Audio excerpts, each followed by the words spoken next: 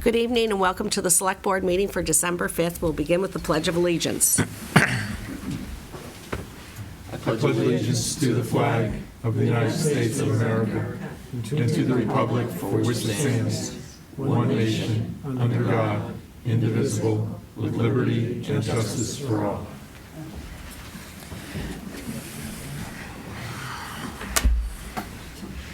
Stephen, do you have any announcements tonight?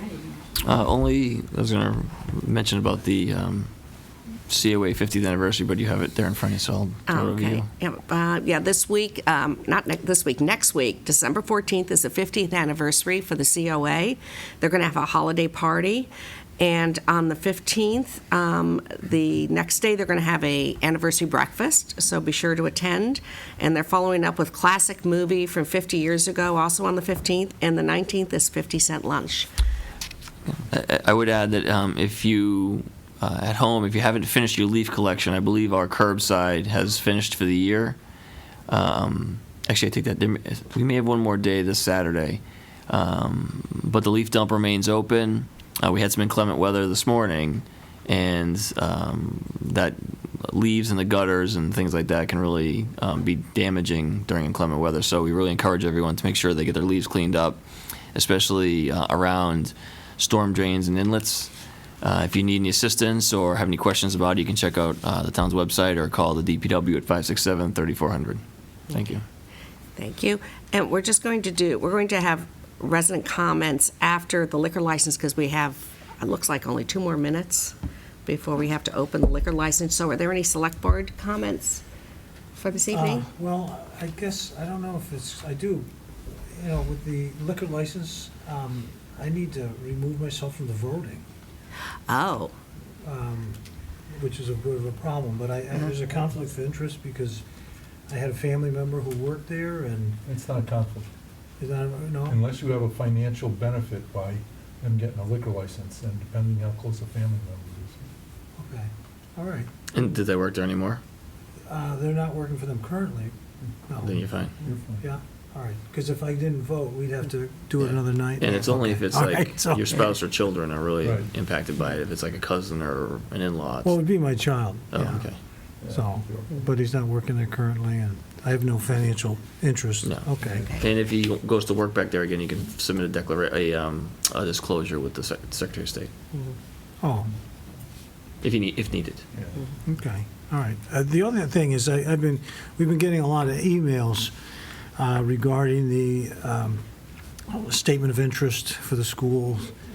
Oh, I've been getting a lot of emails regarding the statement of interest for the schools, the middle school, to see, and I must get the impression that a lot of people in the community are thinking that there's, big problems with asbestos and the water and everything, and I want to reassure people that, if our schools weren't meeting the standards, we'd be in a lot of trouble.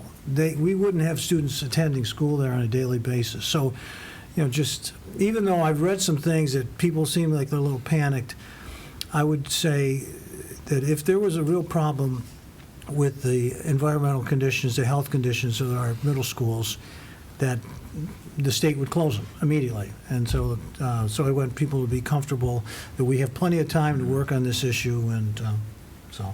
Tom, I think it's important that you said that, because there's actually somebody, I'm going to be pulling it up, somebody posted something on Facebook that had some pretty ridiculous comments in it that essentially insinuated to a lot of people that there were active hazards in the middle schools. And I think that's really unfortunate that they did that, because it's, as you said, it's not the case. I'm going to find them and I'll say something before the end of the day. If I can just briefly add to that, thank you for bringing that up, Tom, because it's actually, I was just talking to the superintendent this afternoon about this very subject, because as we've discussed the middle schools, he understands that in his presentation he's given at community forums, he, I think, draws an articulate distinction between capital needs and maintenance, ongoing maintenance. And our facilities department does an excellent job with ongoing maintenance.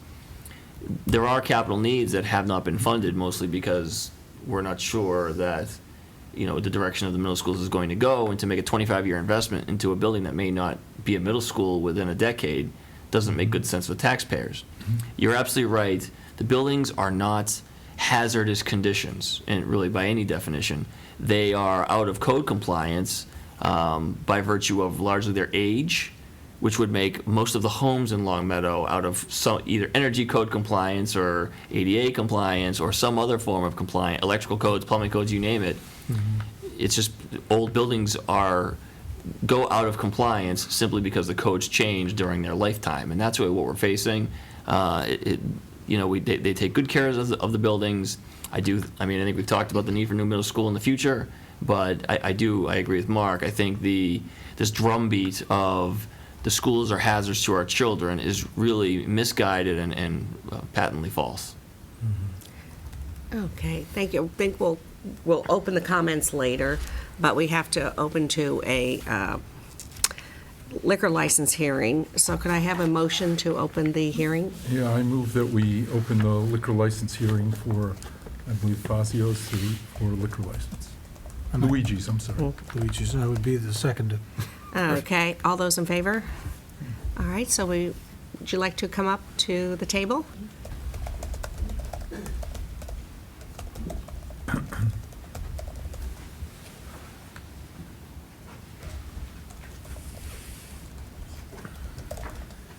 Good evening. You want to tell us a little bit about the establishment? Sure. Luigi's is located at 807 809 Maple Street, Long Meadow. It's a pizza shop. This is a request for an all-alcohol license. The license will be to serve alcohol for dine-in only. There will be no bar that's visible to the public. They've been open since about March. They do a very good takeout business, and this is really an effort to keep them in line with some of the competition and kind of bolster their dine-in business. With all of the alcohol is actually going to be served stored in a back room. You won't be able to go in there and sit at the bar and get a drink because there just won't even be one. So it'll be simply just attendant to your dinner. And you can get full alcohol wine, beer with your dinner that if you sit there and eat. That's the general basis. Ms. Santos is there. She's be the proposed manager. Should you see fit to grant that license, you'd be hard-pressed to go there at night or day or at really any time and not find her someplace in there doing it. There'll be, in addition to Ms. Santos, there'll be 2 other proposed people who will be the ones serving the alcohol. They've already gone through the Safe Serve program. We understand that the town prefers the TIPS program, so they'll be going through that program as well. So we'll have both programs already in place before the proposed license is back from the state. Are there questions?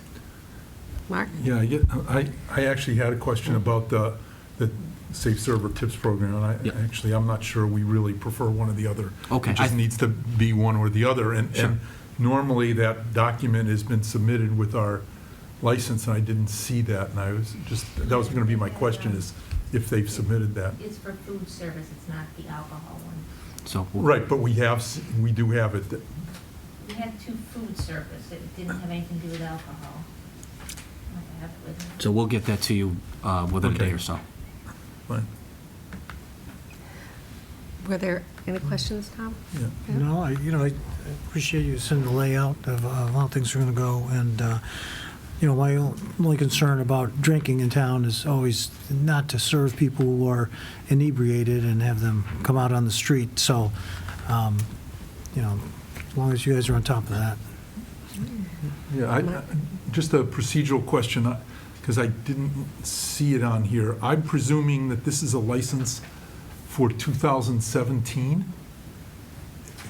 Debbie, Yes. do we know? Well, they actually don't have those license applications printed up yet, so you can only go apply with what ABCC has online. Right, but this is intended to be the 2007, because they weren't listed amongst the renewals that Correct. we were doing, so I assume that this is, Right, it's a new license, Yeah. and by the time the ABCC sends out their investigators and approves it and gets back to me, It'll absolutely be in January. Yeah, oh, okay, That's correct. that's what I was asking, so Yes. it will be in January, fine. We hope in January, could be even later, but January would probably be the earliest. Okay, the only other thing I was just going to mention to Ms. Santos is that, I don't know how long you've worked in the town other than at this establishment, but we take our liquor licenses seriously. Our police do conduct tests of all liquor licensees, and they do that on a frequent and unannounced basis. Unfortunately, from time to time, we do find people who serve people who are underage, and we take the remediation of that also quite seriously. So I welcome you to town. I hope you're very successful. I intend to vote for this, but I do hope that you and your employees particularly, because it always seems to be an employee, take this extraordinarily seriously and understand that the town of Longmeadow takes this seriously, and because of your location near the Connecticut line, you're going to end up with people from Connecticut coming in with licenses as well as Massachusetts, and we assume that you're going to take the same care with all those licenses. So with that kind of comment and warning, because we do that for everybody, I welcome you to the business. Thank you.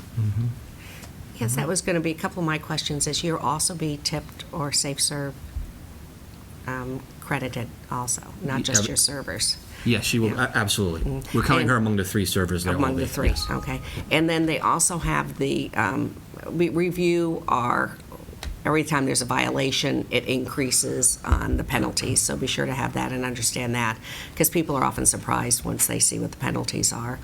And then my third question was, it said the seating arrangement, you have seating for 40 in there? Is that, wow, that's amazing. I know I've done takeout, but we'll have to go down and try it. That's wonderful. Yeah, welcome to the area. Thank you. Mhm. Any other questions? Is there a, I'll move it, we close the hearing. is there a second? I'll second it. All those in favor? All right, is there a motion for the, I move we approve the liquor license for the, as requested for Luigi's Restaurant LLC at 807, 809 Maple Road. I'll Is it- second it. okay, any further discussion? All those in favor? All right. Thank you very much. Thank you. Thank you. All right, I'm going to go back to resident comments before we move through the rest of the agenda till 7:30 when we're going to have a speaker. Do we have any resident comments?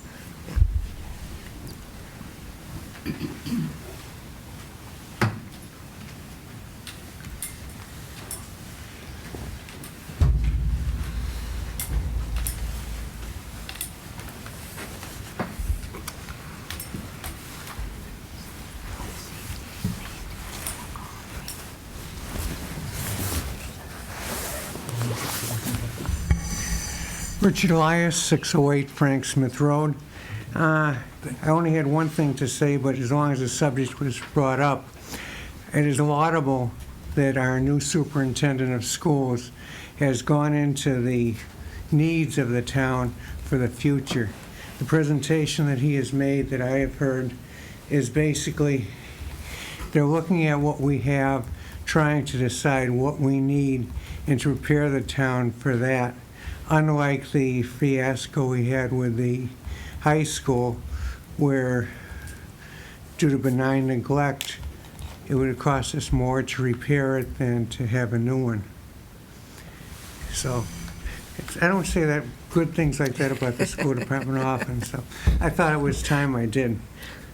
Second, your board has been looking at the town charter and saying that you found deficiencies in it, and you're trying to figure out the best way to take care of it. You're considering doing it just by yourself or having committees take a look over it, and to how to present it to the committee. I understand Mrs. Townsend was willing to help out in this, and considering she was the secretary for the original charter, that would be the greatest thing in the world. My only comment is that if she's willing to do it, I ask you not to try to limit what she can do. Have a look at the whole charter and make comments on special areas you wish her to pay attention to, and let it go like that. That way you won't be getting all those telephone calls and everything else that you do no matter what you do. Thank you. Was there another resident that wanted to speak tonight?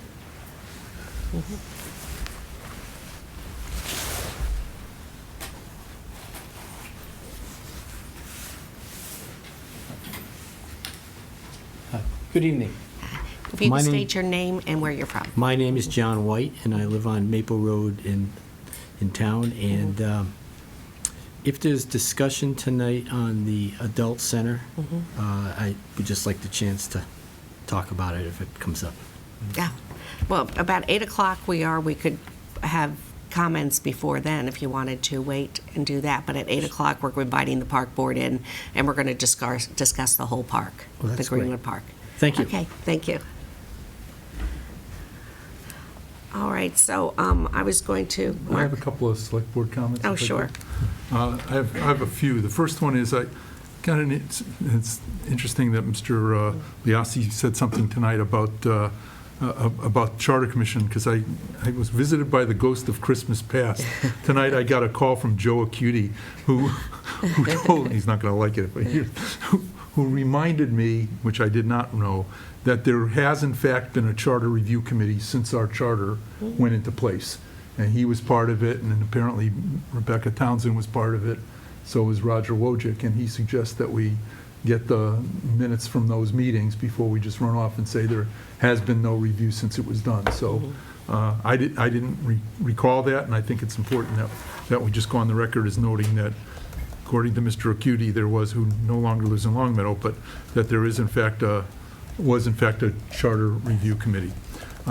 Also, quick comment on, I've gotten a couple of calls and comments from people and emails who are not particularly happy with the parking situation at the Longmeadow shops. And apparently there've been more than one or two fender benders or accidents there. And I don't know any of the details, but if that's actually the case, I don't know if it's a situation of people getting used to something new or my own perception, which is there's not very much room between rows nor between spaces, and it's very difficult for people to turn there. And I don't know what the answer is, whether we go back to the Planning Commission, who mandated a certain number of parking spaces. We were, I think the expansion was predicated on more parking spaces, but if more parking spaces are coming at the expense of significant more damage to people's vehicles, they're going to find people like me not going to the Longmeadow shops, because you literally cannot go down a couple of those rows and make the turns at the end. And I just thought I'd make that publicly after several people have contacted me and said, what can we do about it? And my answer was, write to the Planning Commission and write to the Longmeadow shops. And so I've been giving out those addresses, and that would be my advice to people, or to write to Mr. Walker and write to the Planning Commission who oversaw that reorganization.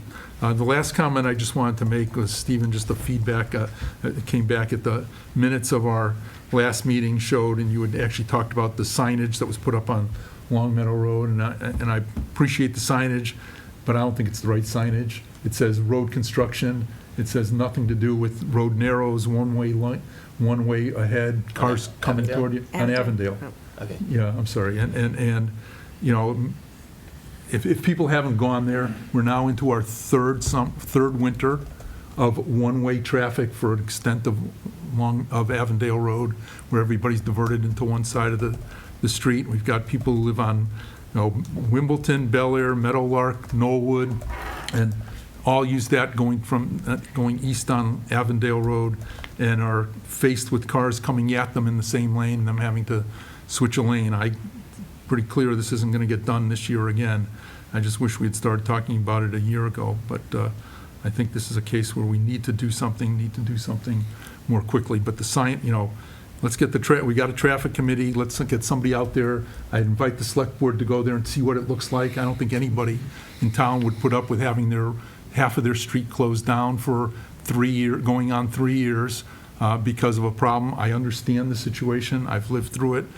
I, in fact, am impacted far less than people on the street are, because I don't go that way very often, but it's a problem, and we need to address it in a more aggressive manner. The perception is that there's a lack of real feedback and caring about what's going on there, and I believe that that's not necessarily the case. But the fact that the signs we got up there are literally this big on a piece of board that's this big, and you can barely read them, and they say road construction instead of road changes, you should have a lane, it shows 2 lanes going into 1 lane. one-way traffic toward you, showing people coming toward you. We are looking for an accident to happen without better signage. Thank you. Okay. All right, so let's move down to closing the street in front of, we're going to do your report later. I want to try to clear as much as the votes as we can. Closing the Long Meadow Street in front of Community House. Is there a motion to permanently close that? No? Well, I'll make a motion to permanently close the Long Meadow Street in front of the community center. Yeah. Long And Meadow make it a Street, one-way east of the street? green, in front of the community Pardon? center. It's Long Meadow Street, east of the green, in front of the community house, Okay. So So, it becomes one-way traffic. yeah, I'll make a motion to as that. presently configured or something like that. Is there a second? You can second it, Marie. Pardon? You can second it. Okay, I'll second it. And now for discussion. Mark, do you have a problem with? Yeah, I think my problem is that we haven't figured out the rest of it yet. And it's not that I oppose it, it's fine, I think, but I think we need to do something with the light that's, I'm going to say in front of the library, but it's not really in front of the library, but that it's on that north end of the triangle area we're talking about. And I think we ought to have a comprehensive solution instead of just saying, we're going to make it one way and see what, because that light now becomes I don't know if it's the right thing to do, but, you know, ideally, that light, and you're not going to move that light, but there probably needs to be a light at the end of William Street in the corner of Williams and Long Meadow Street, or, you know, not have the light where it is. I think we should have a comprehensive solution is all it is, instead of just saying, let's keep that parking there and keep it one way. There's nothing wrong with keeping it one way, but I just wanted to make sure that we look at it. Can I, to Mark's point? Yeah, I would just, you know, I always defer to the town manager and the town engineer, that there are some concerns, you know, but I don't really see there's any need for a light at that point, but I'm not an engineer. But there does need to be some changes made to the signage, because the signage obviously still tries to direct people down that side street. But, you know, one street, do we have a lot of streets coming in Long Meadow Street without lights, without a signal? And I think my sense the signal is there for people who are going to take a left-hand turn. But, yeah, I'm just optimistic that those that would be part of this closing, that those would be resolved, so I'm glad you brought it up. But what comes first, the chicken, you know, do we close the road and then say, now let's look to solve it, or do we go in there with a single unified solution? I agree with you. People going south on Route 5, turning left into that road that they no longer can turn left in. Yeah. So why do we have that light? Yeah. Well, I Should think we that just we're turn the doing. light off? I don't know. Yeah. Well, we're going to be doing a major construction of all of the lights going on Long Meadow Street, and that includes the project that's coming along in the next few years. This, I think, has been solving one of the parking problems, and if we don't do this now, then the temporary striping will be ripped up as we shovel, and then it will end up costing us money. But I think it's really improved the parking in the area as well as the traffic flow, and it will have to be a multi-step process. Yeah, I think to answer Mark's question, last time we did this, we took the action to close it, and then evaluated field conditions, and then came up with a plan, and then did some things. And then we further changed that, because after we executed the plan, we realized that there was flaws in that too, because we don't do this all the time. In the case of this section of Long Meadow Street in front of the community house, we do have a drawing by our town engineer of, you know, how we would replace the orange barriers with kind of a bump out and a curb thing, and I do think we would probably set that light to flashing. I think the thing we need to evaluate is people turning left out of that street. If they come out and they want to turn left to go south on William Street, you know, what's that turning movement like? And so I think we'll probably set the light to flashing. You know, we couldn't really bag the highway sign that points you to Summers in that direction without having a permanent vote. So there's certain things we couldn't do until the vote is taken, but the board closes the street by this vote, and then, you know, we go forward and come up with the plan that we'll bring back to the board for execution in terms of like how physically it's going to be closed with curbing and things like that. I mean, unfortunately, the timing of it is such that it won't be in springtime, but, you know, we're also going to see how our snow removal goes. It'll give us a chance to see how plowing and snow removal with those parking spaces goes. I will tell you that I've gotten Very, very positive feedback from many people about the additional parking and the reduced traffic at that intersection. So that part of it has worked well. I agree with you, Mark. We probably haven't prepared well enough in terms of what comes next, but we were just one step at a time, I guess, is how we were doing it. Were there going to be any parking restrictions for, 2-hour limit or half hour or any of that stuff? We could. We hadn't really planned that, but we could. I mean, the intent, I don't think, was to set up all-day parking systems for businesses in the area. At least that wasn't my intent. Well, why don't Maybe we, it was. I why don't don't we look at that at the next phase? What about, but in regards to the temporary closing of the street, any more discussion on that? No? All right, all those in favor? All right. Moving on to, I want to do something that won't take too long, because it's almost 7:30. The Knights of Columbus sign request. Is there a motion to approve the Knights of Columbus sign request? Maria, I'll make a motion to approve the Knights of Columbus sign request to be placed on the north and south ends of Route 5 on the town tree belt. And for people who don't know what we're talking about, I probably pull this up. Yeah, what's their event? They do a ski sale, I think, isn't it? Oh, yes. Yeah, the ski and skate sale. Sale and swap. Oh, right. Is there a second? I will second that. Okay, any further discussion? All those in favor? All right, thank you. For the And specified dates. holiday, Yes, for the specified dates. yeah, holiday waste amnesty.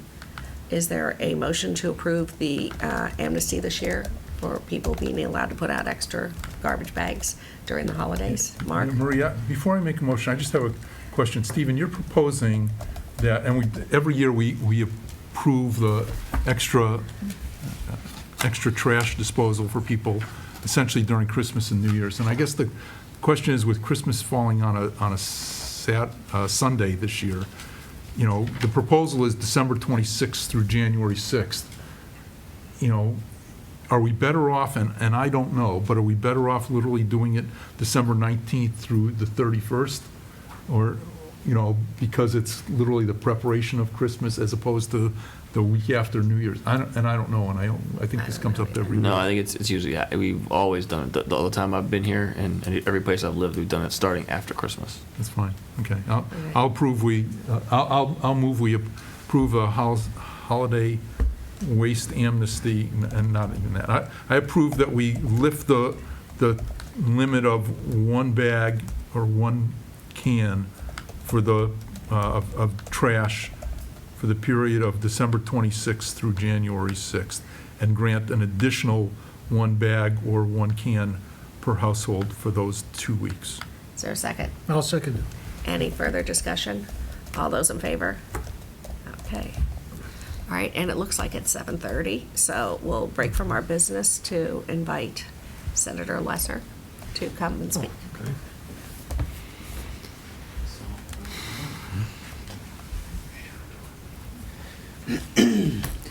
Good evening. Hi.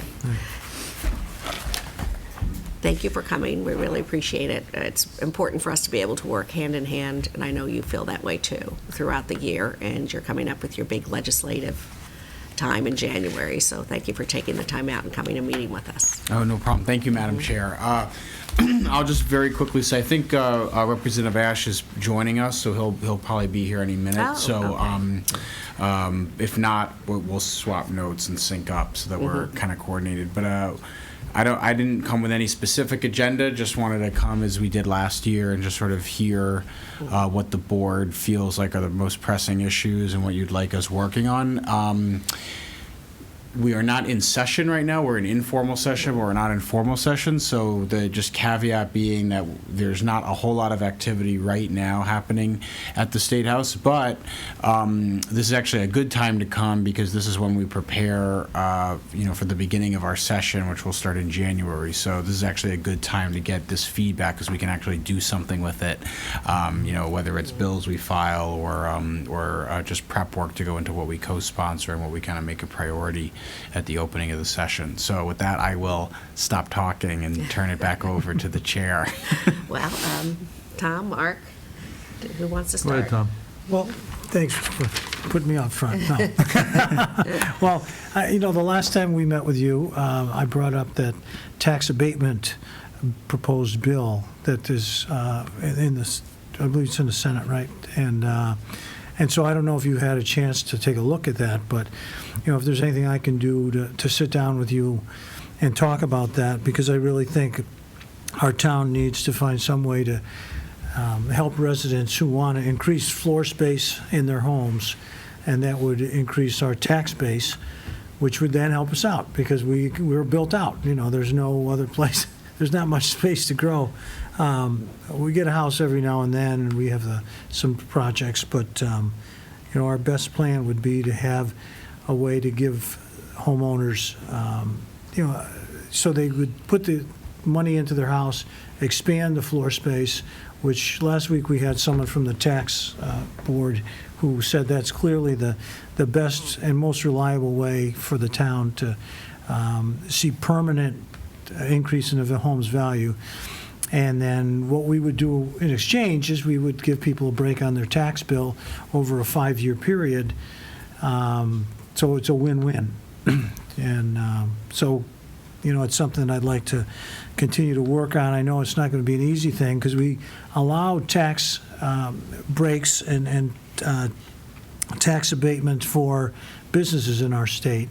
But, there is a bill, this bill hasn't gone anywhere to make a tax abatement for homeowners. And I think the other part of the reason that this is important to me, which I don't know if I've had a chance to talk to you about it, is the fact that there are a lot of homeowners here who do not want their taxes to go up at all. And this is a great way for people who can afford and who want their taxes, who don't mind their taxes going up, to choose to do that, and it doesn't affect other folks in our town who are happy with their taxes the way they are and don't want to increase them. So. No, I think items like that are where we need to be heading. For the reasons you just mentioned, Tom. That we're built out. We need to be a little bit more creative about how we collect revenue, and we have to make sure that the property tax system is correctly incentivized. So I know when the last you brought that up was at the session we did with the Senate President. So there hasn't been a lot of movement in the legislature since then. That was in August. So our now is the time for us to prepare that. So what we can probably do is we can look into who filed it last term and see if they're planning to file it again this term. If they are, generally we would co-sponsor with them, or we would work in collaboration with them. And if they're not, then we can talk about potentially filing it, instead. So we can now is the time to follow up on that. I appreciate you reminding me about that, because I remember you bringing it up. Yeah, I believe it was a senator from West Springfield. Senator Welch? Senator Welch. Oh, that makes it easy. Yeah. Okay, because he's close. So you could give him a call, probably. Yeah, perfect. So follow up with us offline, and we can get the bill number and everything, and I can give him a call. Yeah, because the bill numbers all change in January, right? So. Yeah, but that way we can reference. That way he'll know what I'm talking about when I call him. Okay, thank you.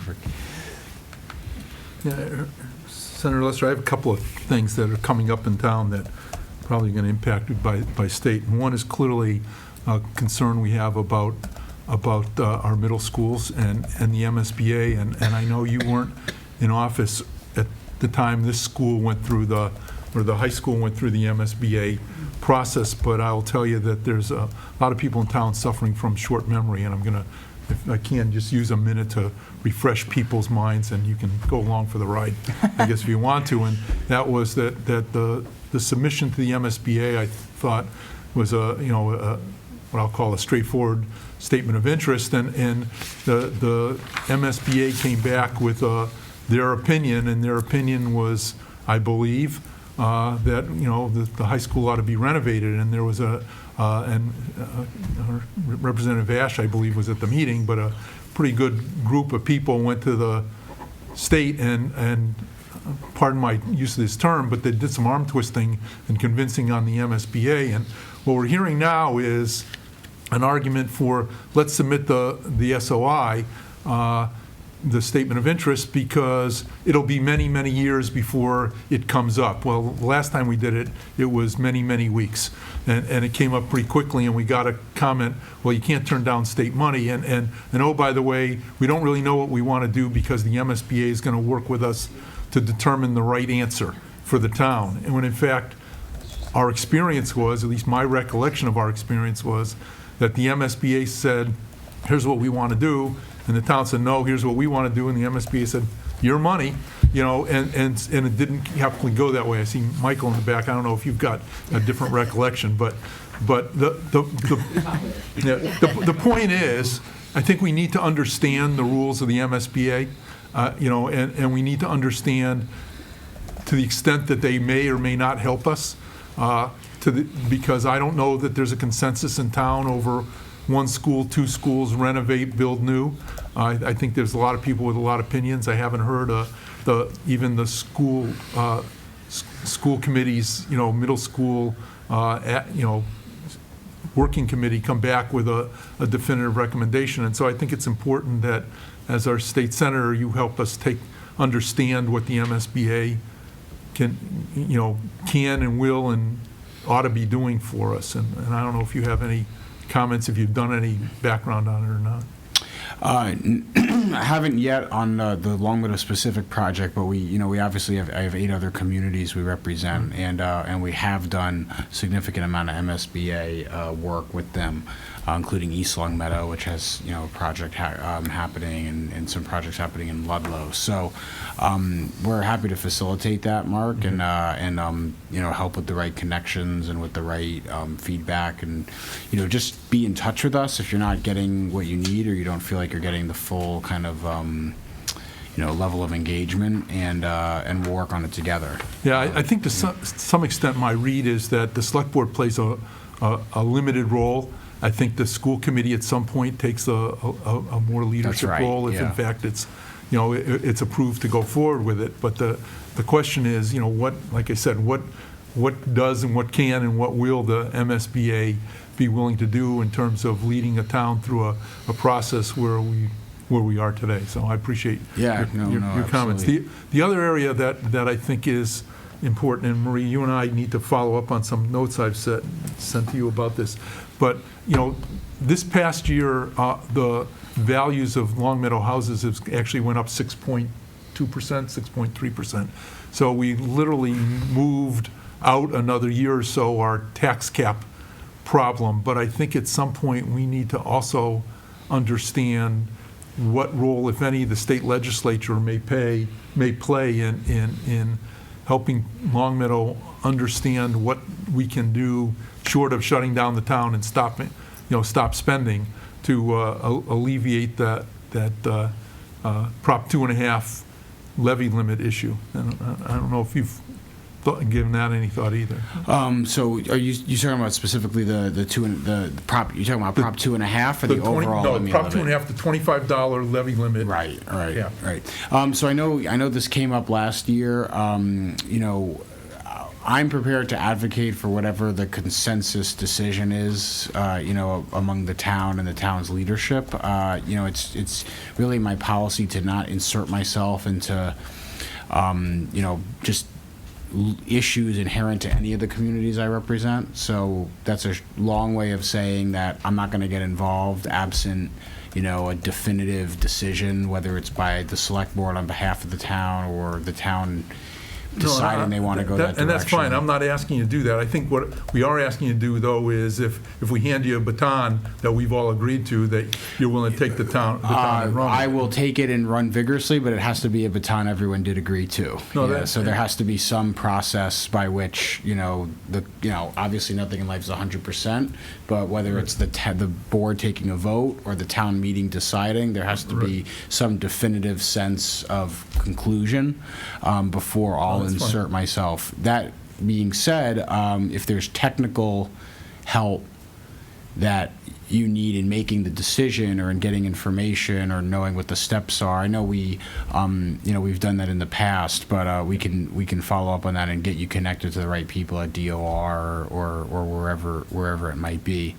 But it's a it's a big issue. I know Longmeadow is facing it the most urgently, but several of my communities are facing similar kind of fiscal limitations. And I basically say the same thing at each one, which is we will do everything we can to help, including advocating for more state aid and advocating for specific projects and ways to get Longmeadow the help it needs. But in terms of taking a side one way or the other on where the levy should be or whether it should be increased or not, I need to preserve my ability to be an effective advocate.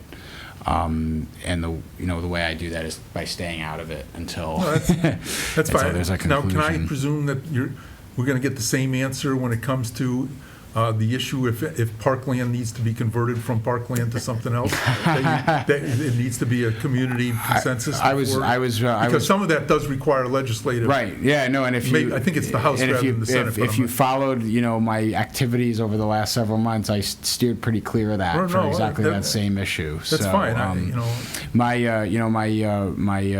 if there is some if there is some activity on the other end that requires my participation, it's hard to justify getting involved before that point. I mean, another example in Hamden, we're dealing with the middle school issue, and I was approached multiple times by both sides about taking a position on the middle school decision, and each time, I respectfully heard it out and said, it's not something I can insert myself into until there's a final decision, because they're going to need help from the state either way. So. Okay, I guess the put you on the spot kind of question is, what's a definitive consensus that you or what kind of consensus do you think needs to be done to be definitive? Is it a town meeting vote, which you've been to our town meetings? They're not necessarily. Or is it a referendum vote? Is it a select? That kind. We'd have to talk about that. Yeah, I mean, I'm not prepared to Okay. answer that here, but I'd also have to go back and look at the statute and see what's involved on the state end in recognizing it, and that would determine it. Thank you. Yeah. I'm not trying to be evasive. No, Mark. I'm just saying, I'm- the broader point is that the town's in a tough fiscal situation. So there's a lot of, long term, meaning that we're built out, and there's a challenge in terms of where we're going to collect revenue from and how we keep it fair. So my just second part, I would say, just to expand this out, is there's a lot of things I can also be doing to help with that, including advocating for new local option taxes or advocating for new state aid streams. And I know we got a small increase in both the school aid and in the unrestricted aid last year. We're going to go back at that and keep at it. So we're engaged on it on all fronts. No, and I don't pretend at this point there is anything approaching a consensus, whether it's on conversion of parkland or tax rate levy limits or anything else. I'm just trying to get a sense of, some of those things we know require legislative assistance, and I'm trying to get a sense of what do we need to do here to take it the next step, whatever it is to take the next step. Yeah, no, I appreciate that. Okay. And I guess I'm looking for you to give us tools for our toolbox. Several years ago, they pulled together that fabulous bill that helped us with the health care. And we are in the same situation with our budget. As you know, the state is. It's slowly being eaten by the pensions and the health care. So every year, we're looking at a larger and larger share. And on top of that, we're hitting, as Mark talked, the limit of $25. So what are we going to do? And whatever tools you can give us, like you did with the healthcare, would be great. I know you're working on the pension issue, but if you could try to bring to the committees also that we have to work on a solution for the 25. And you mentioned the local option taxes. Again, you bring that to us, and we'll have to go to town meeting, but at least it'll be a tool we can try to use to help pry that cap off and help us maybe pay for our roads or dedicate it to the sidewalks or something, and then that would pay for it. The other thing is we really need pension reform. I mean, right now we're at 49% and that's just scary. But we can't do anything about it. Even if we wanted to invest more, we can't do it. And we're looking at 8% every single year increase, and 8% is huge. So there needs to be some way that you give us tools to be able to get out of this on our own, because right now our hands are tied. We can't do anything about it. So we're making promises, and as we see the economic issues that happen all around the country, I'm just terrified we're going to roll down the way some towns in Rhode Island did, and the promises we've made. And at the same time, the schools have a lot of needs. Right. And as we have the benefits on our side, so as the benefits eat up more and more, it really is coming out of our share, and which means the schools eventually will find out that it's going to come down to firing public safety people or teachers, and that's not in the far future. Right. So whatever tools you can pull together on that, I think that Tom has a nice idea on how to find some way of expanding our tax base.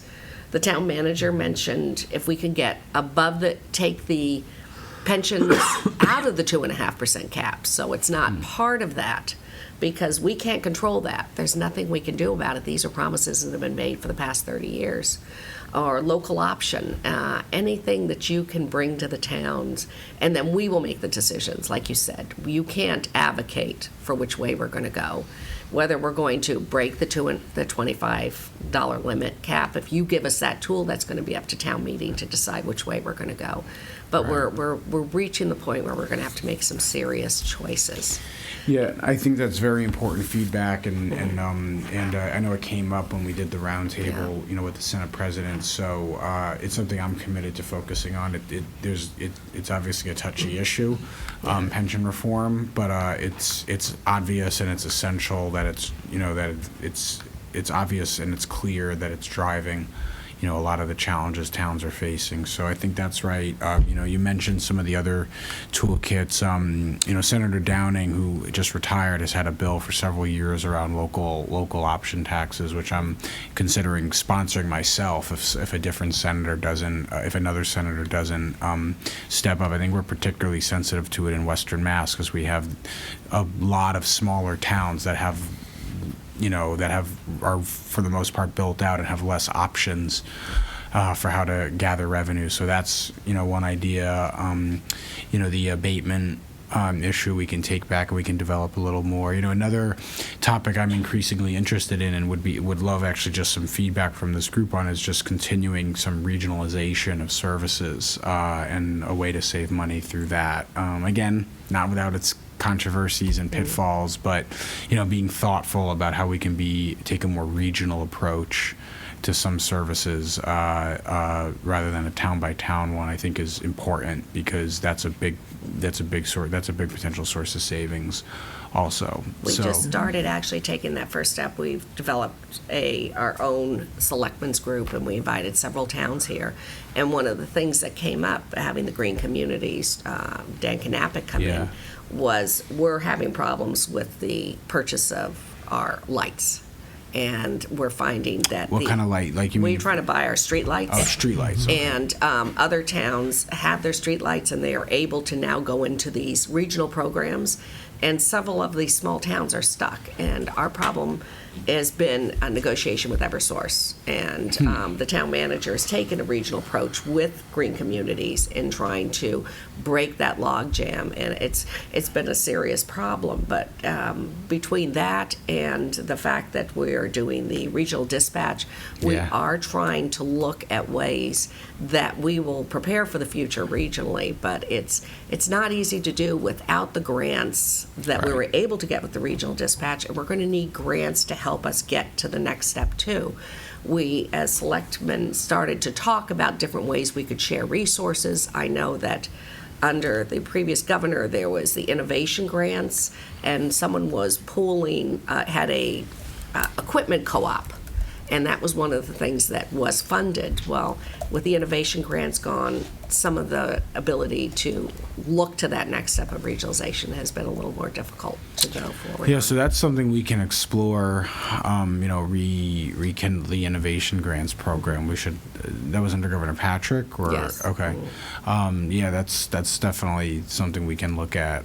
Trying to maybe revive. And yeah, I think that the state needs to, I think, play a stronger role in sort of motivating and incentivizing some of the regionalization. Because as you said, absent some external, whether it's grants or regulatory changes or whatnot. And it's actually kind of breathtaking. It's really breathtaking and interesting just how much you can save. I mean, I saw this just in a small way with the bulk purchasing program we did, for Narcan, which was a form of regionalization because it allowed all the towns to basically sync up their purchasing for Narcan. And there's no reason you can't do that in theory with street lights and with the desks and the chairs and the microphones, right? Yeah. Or salt for the or salt and sand for the highway or the roads. So, I think being a little bit more being more proactive and aggressive around some of that would be important. Yeah. So, yeah, absolutely. Mark? One of the things we found, Senator Lester, is that, and I'll use the regional dispatch as an example, that the added requirements, and part of it is technology as opposed to state mandates, but part of it is also state mandates. I think we're not kidding ourselves that we think this regionalization is going to be all we can do to just hold even financially. We're not going to save a lot of money. Now, the good news is we hope not to spend a lot more money and get better services or get different services, and to some degree, maybe that's also beneficial. But regionalization hasn't turned to us in tremendous savings. I mean, we have not been able to break the logjam on regionalization of veteran services, for example. We haven't been able to break the logjam on other areas, and so we end up, even with regionalization, not saving a lot of money. So I guess my request is, if we're going to regionalize, let's do it for the right reason and not just because it's better to do, because there is a loss of home rule, if you will, and local control when you regionalize. No, I think that's right. So it's fraught with pitfalls. So we just have to be we have to have eyes wide open about it. No, absolutely. I think the explanation, what he mentioned about the veterans, is an important point, because it's the regulations have set it up. So we really, as we try to regionalize, we're not saving money. And so we've ended up staying with our own vets agent so we could have the best services for our veterans. And they do a great job, without yeah. breaking some of those regulations, we really couldn't regionalize and save money. And Right. even the dispatch isn't going to save us money. It will. I mean, we just can't quantify that right now, but it does save cost avoidance on major hundreds of thousands of dollars worth of communications for each town. In the You future. avoid that in a regional dispatch. I think it will save money, but we're close to. We're close again. I mean, I think it looks at least we can do better level of service for same money. But I think the more towns that come in who realize that they can get the better level of service, same money, the more the other towns save. But I think if I could just pivot to the regionalization question, I guess what I would say is, because going through the dispatch, I'm the chair of the district planning committee for the dispatch center, and when we're having our meetings, I'm always gaveling down these tangents we go down because people are really nervous. I mean, and the group is really nervous. And the reason why we're nervous is, even though there's not property tax money, it is a cell phone surcharges that funds the 911 office, the state E911 office, there's still uncertainty about the commitment of the funding stream. And then there's, everyone's kind of in this bridge situation. You've got towns who have just bought equipment, and you've got towns who need it today, and then you've got other towns who can hang in there and wait a couple of years for this thing to materialize. And I think the secret to regionalization, whether it's veteran services, regional dispatch, or one of the things I think is one of the more undersold regional needs now with the change in law, and that is regionalization of record keeping because of the new open records law. And I'll give a separate pitch on that in a second. Yeah. Hold that thought. The commitment, if the state's going to develop regionalization programs, needs to be startup money and then some level of backstop.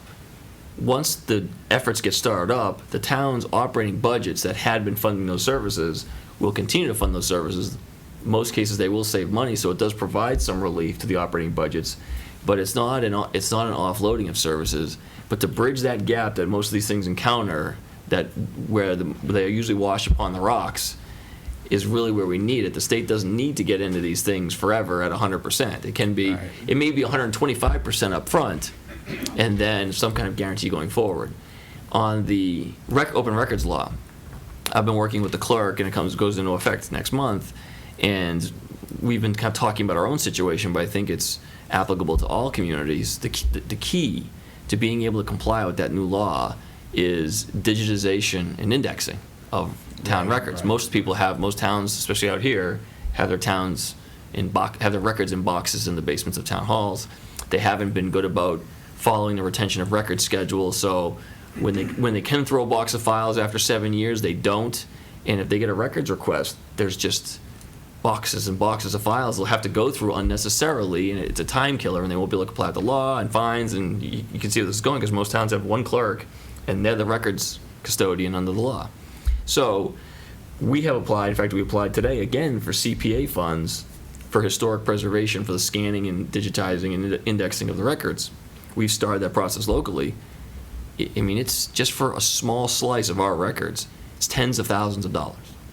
So you project that out over the Commonwealth, it's a lot of money, and I think all the towns were given this, no disrespect to the state auditor, an unfunded mandate by the legislature, and it's not a hard fix.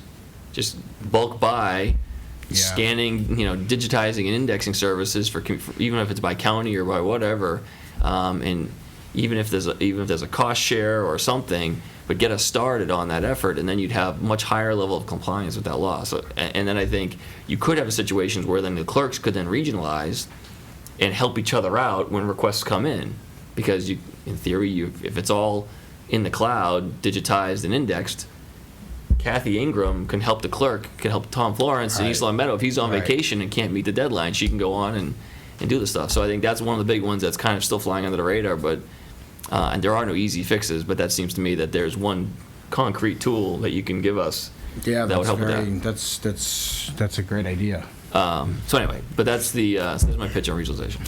And the watch out, Quinn-Bill. Yeah. That's what everybody holds up. You promised, the state promised that they would help fund supplemental pay for police officers who got additional education. And what did they do? They dropped it, and all the towns were held a lot of money to meet those requirements. So that's why people, kind of look at the state promises as, yeah, but where are you going to be next year? Yeah, no, that's not an unfair position to have. The Quinn-Bill's an important example. I guess there's one last thing, and then we'll come right up to 8 o'clock. That is, you put together a great bill for water projects and clean water, and there's low interest rates and everything. What we have looming, and I call it looming, though it's 20 years down the line, is we need to put a new sewer line under the Connecticut River, which I understand is $20 million now, and who knows what it's going to be in the future. We just explain that connecting to the Bondi's Island. Bondi's Long Island. Meadow. We Long Meadow have has its one. own pipe that goes to Bondi's We have Island. one pipe. They were going to put in two. And it goes under the for river? redundancy. There's just one little Where one is under it? the river. You don't want to know. So we have to Doesn't- anticipate that, yeah. and if we could be seeing, like what you did for the large water projects that were needed across the state, there's a lot of large sewer projects that need to be taken care of too. Yeah, so that's certainly a candidate for a bond, an environmental bond bill, or or one of the bigger infrastructure bond bills we do. So we should stay on top of that. There's also potentially EPA mitigation funds federally, so it's probably worth engaging with Congressman Neal's office. We've had a couple of towns. In particular, Chicopee has had a very, very costly sort of sewer infrastructure plan that they've been working in pieces to implement, and it's been a combination of the city using their own funds, EPA funds, and state funds, all of which are not high enough to meet the need. So it's a big deal. So we should stay on top of that, and that's potentially something we should prepare for one of the future bond bills.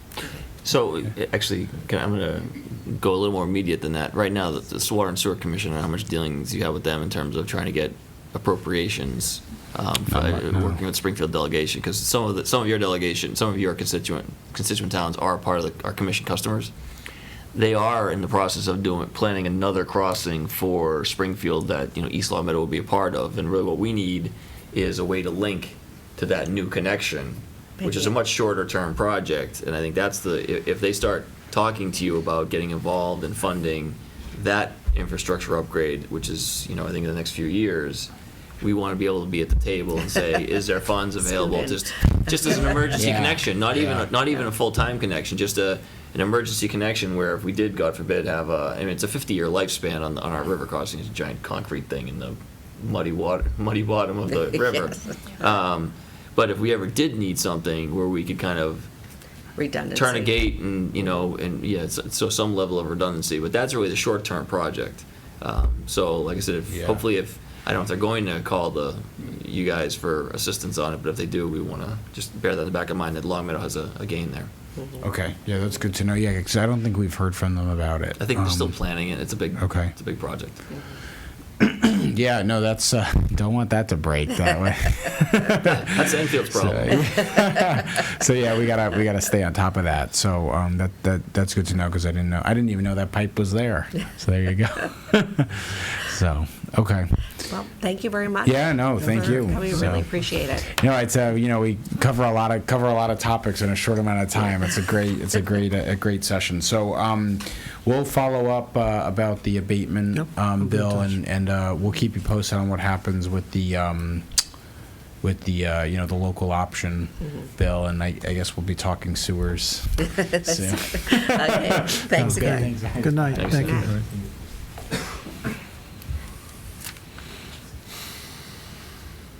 All right, perfect. We're up to 8 o'clock, when I had invited the park board to come up and brainstorm with us. By the way, everyone here should buy a scratch ticket. Pardon? Everyone here should buy a scratch ticket on the way out of tonight. Oh, 'cause The it's- fact that we've stuck exactly on the script. Oh, Well, that's because I didn't let you give your town manager reports. Well, the town manager, only the town manager Before, brought the contract. Marie, should they sit there? Oh, no, join us up here. Oh, join us up here. Yeah. Oh, okay. It's a round But table. there's no microphones. is the problem. No, No, we can there's share. a microphone, there's one, we'll share. We'll move them down. You and I can split. Yeah. No, we Why don't we should share pull, this one. yeah, pull, why don't we scoot so it's 2 per section? If somebody and that wants way to we come can over to this share. side, there's a microphone. You want to come down here? Barry, Do you want to come next to me, Tom? I'll share a microphone. And they can pass this one down. Yeah, I'll get all my tea over. Yeah. table 2, right here. Oh, no, come on. Come on, someone come here. There's a space right here. Bill's not coming today. I think we're okay. Yeah. Oh, you got 2 there? Okay. Yeah.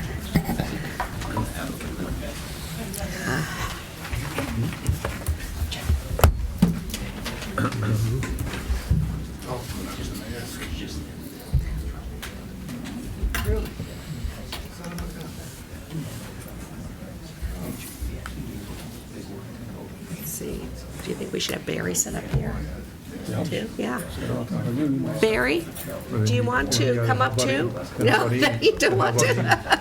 Chrissy? Okay. Well, okay. We'll just shout questions to you then. Well, I wanted this just to be informal, where we all sit down as a group, 2 groups, and start talking about Greenwood, because one of the things that the task force came back and said that we really should look at the Greenwood site. And so I want to know, what are the needs of the current facility that you see, not just the building, but the parkland and everything. So if we do decide that that's a good idea to project any development at that park site, what is the total picture of what that park might need? So, Marie, can I just ask for I don't even know if it's a clarification or what it is, but in our packet this week was a letter from our town council. yeah. And The letter from our town council, as I read it, said Greenwood's not a park.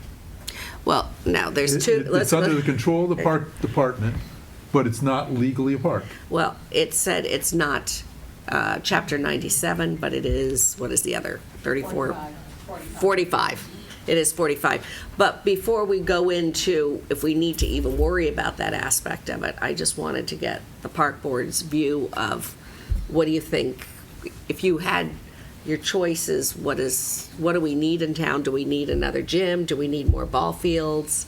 Do we need more tennis courts? What are the needs of the area? And then what are the needs specifically of the Greenwood Park?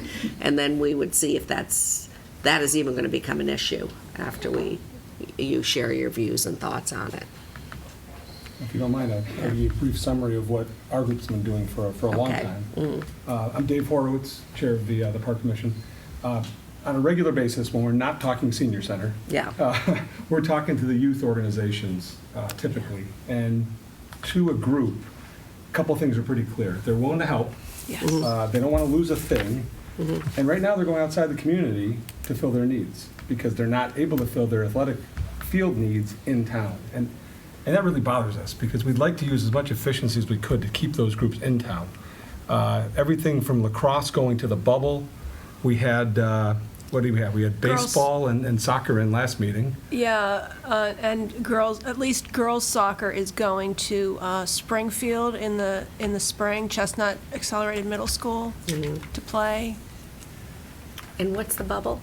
The bubble is down in South Windsor. It's an indoor practice facility. Oh, okay. That provides space for the lacrosse team. You know, we've got a passionate crew of recreational folks, especially on the youth side, from the parents to the kids, and we've got successful programs. And part of that is at our level making sure they have those resources, and that's a challenge for us. We try to accommodate those requests as much as we can. I think a great example would be Barry's work with the 90-foot diamonds in town. You know, we've got 3 baseball diamonds to support the 90-foot program. One of them's really not even playable, yet Barry's able to do some magic and find enough time there to squeeze in all of the different programs that want to use those fields. And we've been pretty consistent with it, but it's a challenge. So usually our first mantra is, let's not lose anything. We can just maintain what we have. We can try to use efficiencies and improve that. The next one would be, you know, some of the more controversial type discussions, senior center inclusive, you know, what's available out there. We just had that go-between right there, about 97 and 45. I mean, I sat on the DPW building committee, and getting answers to those questions is not easy. You know, we're talking about deed research that I think Stephen could probably give you a better idea what we're talking about. Very difficult to put our finger on, which means a lot of time our meetings are sort of left spinning because we really don't have official determinations on some of that. And I think that would help us tremendously if we had a better understanding of what is included and what isn't and how we can manage that. What did I forget? I think you're doing great. All right. She's a great chair. Vice chair. So when you talk about lacrosse, how many fields are you short? How many fields are you short soccer? Or is it impossible to tell because the groups are growing? Keep talking, or you're going to help me, Barry? I was keep talking. I mean, I think it depends on the season, but each program cuts back because we don't have Yeah, I remember 3 years ago vividly the soccer program coming in and telling us that their parent base wanted some spring soccer, and it's ballooned. I mean, the numbers are crazy. It just exploded. Again, we're also a very competitive community, and we want the best for our kids, and we're willing to do whatever it takes to get that, and which brings the soccer programs out of town and other programs out of town. The other thing we find happening is what I call the rogue teams. You know, folks are pretty inventive in community, and they get a group of kids together, whether it's baseball or soccer, and they're headed out and they're playing everybody and their brother. But they're all Long Meadow kids. And we usually try to accommodate them with field space and whatever else we can give them. But do you saying it's mainly soccer, lacrosse, the diamonds you're fine in? Or? Well, we've chewed up baseball space. We've chewed up men's softball space by helping the other sports. I mean, I'm a baseball guy, and I have to be the first to admit, baseball is a little bit on the downtick in terms of participation. If the baseball folks would hear, though, they'd raise their hand and say, wait a minute, we're healthy, and they are healthy. But we've got healthy programs in soccer, lacrosse, across the board. We're trying to lay out Wolf Swamp so we can try to squeeze as many fields in there as we possibly can. again, we're trying to do more with what we have. We just don't want to lose anything. But Dave, the perception I have, at least, is that the Bliss Park fields are underutilized for youth sports, and I don't know, and have always been that way. I mean, I've lived in town over 40 years, and when my kids were there, the only time they ever played was parents pitched t-ball for 1 year. I mean, nobody, it would seem to me that we ought to be looking to develop 3 or 4 ball fields at Bliss Park of some kind, whether they're baseball or soccer or something else, and we haven't done that. We just keep going, we'll swamp, we're literally at Williams Middle School, we're everywhere. And I think if the young youth parents were here and would say, well, we've got 2 diamonds at Bliss, and unfortunately, they're looking at each other.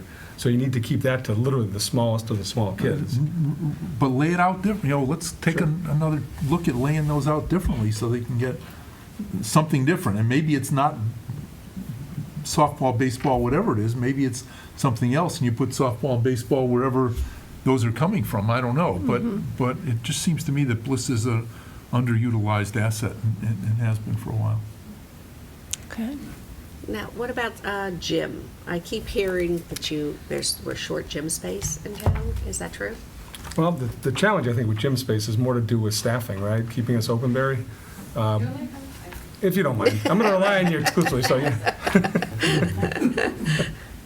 Can I backtrack just a little bit to Mark's point about the ball fields?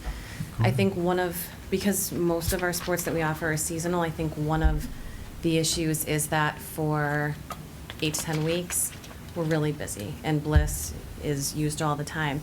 And then off-season, maybe it's not. So I know that we have probably enough baseball fields, definitely not enough lacrosse fields, and not enough soccer fields. Jim, come on and sit up at the table. You get to join us. And what about gyms? So the question, again, I think we run into the most issue during the basketball season, when we have that whole, well, I would say from maybe November through March, we don't have enough gym space.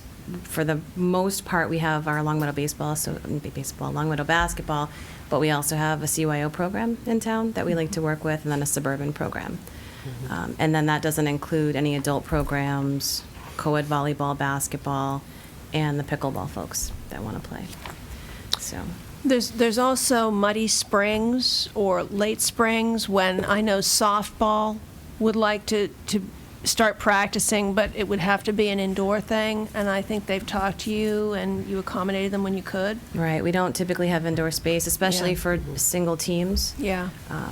With spring sports, and I mean, it's hit or miss. I think if we have a good winter, then they can get out earlier, but otherwise, 2 years ago, you might remember, we didn't have the fields prepped and ready until almost April vacation, which is very late. Barry, clearly gymnasiums need to, in the wintertime, we need to use gymnasiums.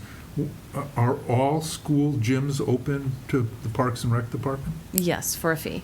We pay rent and we pay custodial, with the exception of maybe Center School, because I think they do a gymnastics component. It's just not logistically possible for us, but all the other gyms we do use, and Greenwood as well. So what is the fee you pay? So you pay janitor as well as a fee? We do. We have, the school committee has a matrix set up where we have a discounted rate.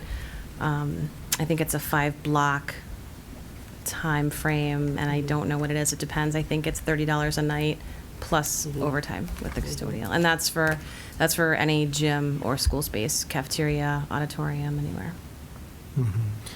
So if I understand you right, we are priced out of the gyms in the high schools and the middle schools because it's kind of too expensive? No, we utilize them. We utilize them? We do. Okay, so we can afford it. We pay and then we bill out to the Basketball Association. So I think last year they paid upward of $10,000 between rentals and custodial for their season. Yeah, so those sports have to have booster clubs then? They have to have a mechanism for funding that, Parents, yes. yeah. Definitely. Okay. And you mentioned pickleball. My understanding is it's becoming very, very popular. Is are we running into a problem is there's not enough space for the pickleball players? I think Amy could probably answer better, but my sense is that they could use more space because as their program's growing, and forgive me, Amy, if you have to add, but Oh, Amy, I didn't see you back there. their levels, their skill levels are different. So they have beginners that are always coming on, they have intermediate and advanced, and some go to competitions, and they probably get about 20 hours a week gym time. But considering they have, I don't know, a dozen or better people, I think that probably they would do more with more, I think. So, Barry, I don't know if this question is for you or if it's for the committee, but, you know, do we have a policy of, you know, whatever people want, we're going to try to get? Or do we set up, you know, is the dog wagging the tail or is the tail wagging the dog? Now, you know, I can understand that the demand for fields, for gymnasium, could be insatiable to some degree, especially in a town with fixed assets. I mean, we only have, you know, 5 schools in high school, 3 elementary, 2 middle schools in high school. In the wintertime, we only have so many ball fields. We don't have vacant lots that we can turn into, you know, I mean, philosophically, ought we not at some point be picking winners and saying, look, we're not going to support, you know, 2-season or 3-season soccer, 2 or 3 season baseball, 2 or 3 season whatever it is, because we don't have the room to do that?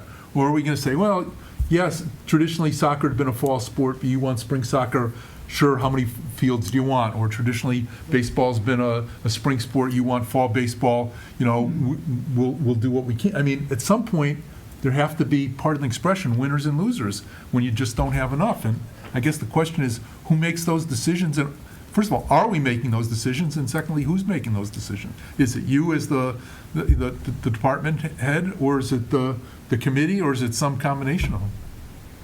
I think Barry's been great at bringing those requests to our attention. And typically, we'll go through a vetting process. The example that pops right in the mind, you mentioned ball fields, is the baseball program. That 90-foot diamond question was significant because, you know, we've got competing factions in town for youth baseball.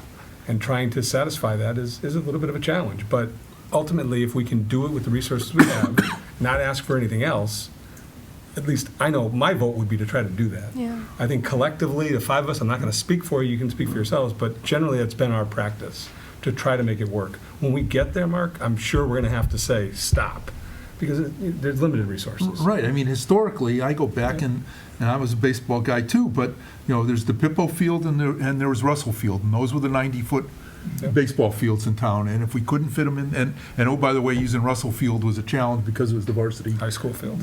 field, and you, Lord help you if you try to use it for something else. But the point is that people who wanted an additional field is, okay, you know, you can play between midnight and 2 a.m. if you can find some some cars to shine the lights on the field or something. But you know, we just can't. I hate to say this, but we just don't have the facilities to meet everybody's demands, and there's got to be winners and losers. Well, I mean, we're not meeting everybody's demands. We seed spring lacrosse, okay? Lacrosse, spring is their season, right? So lacrosse gets preference, and, you know, one year the home field was in South Hadley for spring soccer. Last year it was at Springfield.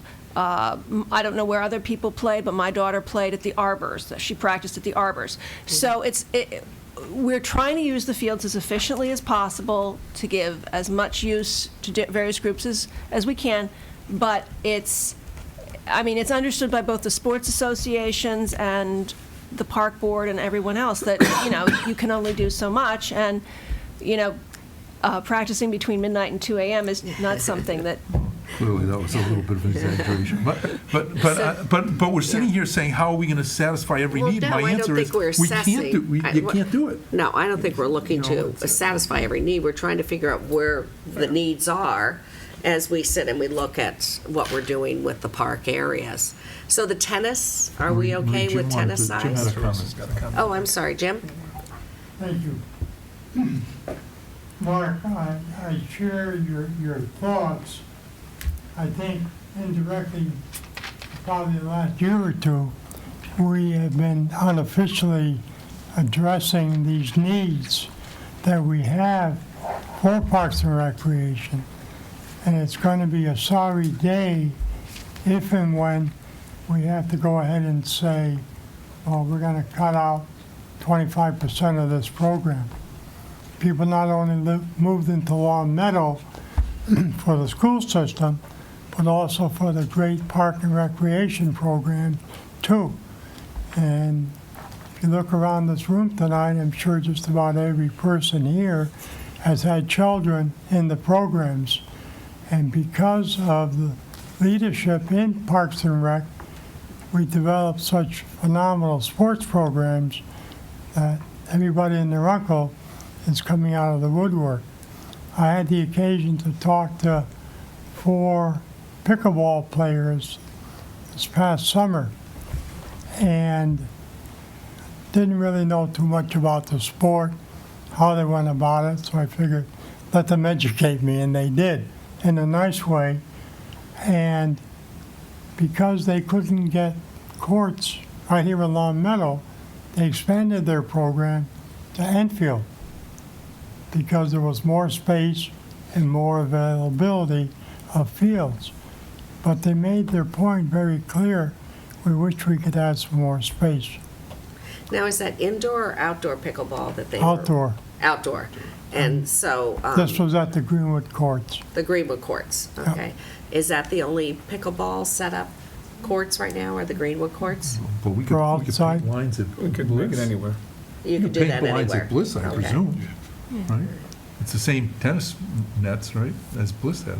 Bliss or clay court? Blinn, I'm sorry, not Bliss, Blinn. It's not the Right, same. Blinn. I don't think it's the same. We It's had, not? Oh, okay. right, it was probably 6 months It's ago, not, we okay. had the It's not the pickleball same group come in nets. front of Okay, us. thank you. No, but Mark, they do. There's portable nets, and that's what they use in the gym. So Oh, it's okay. very feasible to go somewhere else. All right, so, but they're looking for not actual tennis courts, but they just need that flat space and they create their own nets, is that it? I believe so. They're playing currently inside Greenwood in the gym, and then in the summers they play at the outdoor courts at Greenwood. All right, and now other facilities, physical facilities in the parks that need work or that you need expansion on? Is there a serious, go ahead. So, my name's Jeff Rintoul. I'm on the park board. One of the things that I've heard from several of my fellow townspeople is the condition of Wolf Swamp Field. I've heard some people say it's not going to be playable for, I can't remember what the sport was, but I think it was field hockey. You know, whether it's just there's grass not growing on it or it's getting too bumpy that they can't, a ball can't roll on it, right? So not only are we, having people ask for more space, but the space that we do have is becoming in less and less condition because of the overuse. So I think that's probably something we have to keep, if we're having this discussion, we should probably include that as far as how do we make the maintenance more robust for Wolf Swamp Fields to make it a better place. I think the first thing that anybody here would say is it needs irrigation. And that's not a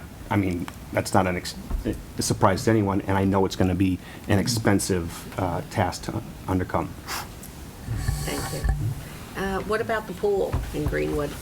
Maybe before we leave the Wolf Swamp topic, I think, we learned last meeting with Long Meadow Baseball and then the soccer folks coming in, I mentioned earlier, they're willing to help. We had Mr. Mazza in for a meeting to talk DPW and prioritization type needs, and Mario was willing to hear what we think makes the most sense. I think you and I entered into a little bit of dialogue last year about some of those items where how can we try to sequence things to make them work for the most people. My feeling is the youth organizations are healthy. There's a lot of passion out there, and they'd be willing to help. When we ask that question, when folks come in front of us, they instantaneously say, yeah, we want to help. So I don't know what that looks like, frankly, in terms of how you get that done, but some kind of commitment from those programs to help support some of these things would help, I think. And do we have equipment that rolls the fields and keeps them flat? The DPW does, yes. DPW does have And that. I believe it's in their capital plan to update as they need and acquire as they need things. Okay. I really feel like they're putting their fingers in the holes as the dam kind of goes, and they're just trying to do the best they can. I think, the last few years at the high school, I mean, unbelievable job on Friday nights with the football field, but I see them out there dropping what they're doing to get that done, and trying to get Russell Field time, challenging, obviously, but, we have great facilities, they just need attention. And what about the pools situation? Like, let's start at Greenwood. I believe there's some, Aflac Duck is in town. Pardon? The Aflac Duck is in town. Oh, it is? At the pool? Put in any holes that come along. Oh. Sorry. So at Greenwood, it was a capital request that was funded, and I believe it's going out to bid. And the specifications, I think, just when Mario came on, he had some concerns about the specs, so he spent time looking at them and revising them. So I think once that's done, it's going out to bid probably in the spring, and maybe the work will be done after the season, which covers the structure. I know, and I can't remember what year it was, but I know with the JCJ study, there were some concerns about, not concerns, but more aesthetics, the structure of the bathrooms, and we wanted to make provisions for that. I don't think that that's going to be in the current plan. And when you said the bid went out, that was the liner? Yeah, the renovation. The renovation liner?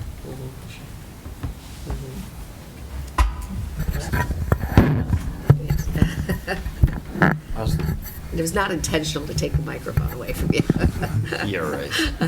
I don't know if I could jump in, because I wanted to build on Dave and others' comments about the maintenance component. That's obviously something that's important to me, because it's ultimately my responsibility that work gets done. And I think, in the brief time I've been here with the town, I have observed that many comments get made about the condition of the fields, and I agree. But then I have also observed town meeting, which makes the final decision about where money gets spent, prioritizing other things. And so there's obviously a disconnect between the feelings about what's important and then either the people who attend town meeting or the decisions that get made about town meeting, whether or not to fund those. Mark, I appreciate your point very much. Barry has heard me say before that the flip side of not enough fields is too many programs. And that's not to say that the programs we have aren't wonderful and the people that are involved in them are passionate and dedicated. My kids have been in programs and it's great. But it is a fixed, limited space asset and a fixed amount of time. And when you continue to program them heavily, and I do agree with Dave, and I know Barry works really hard to try and accommodate as many people as many groups as she possibly can, because it is a high quality of life thing for us. It does end up resulting in overuse of the field, and I think Wolf Swamp, all the fields really took it extremely difficult, had an extremely difficult year because of the drought.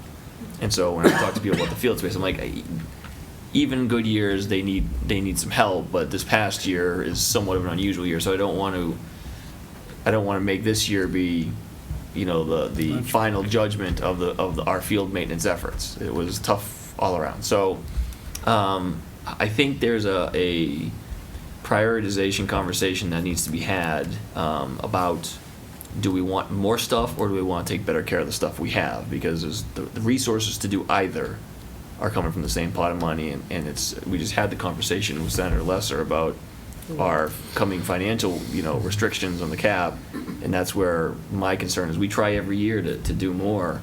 Right, we're just trying to assess where all the needs are, not where we're going to really. As I said, I know you have to make decisions. You're not going to build something without the maintenance follow-up.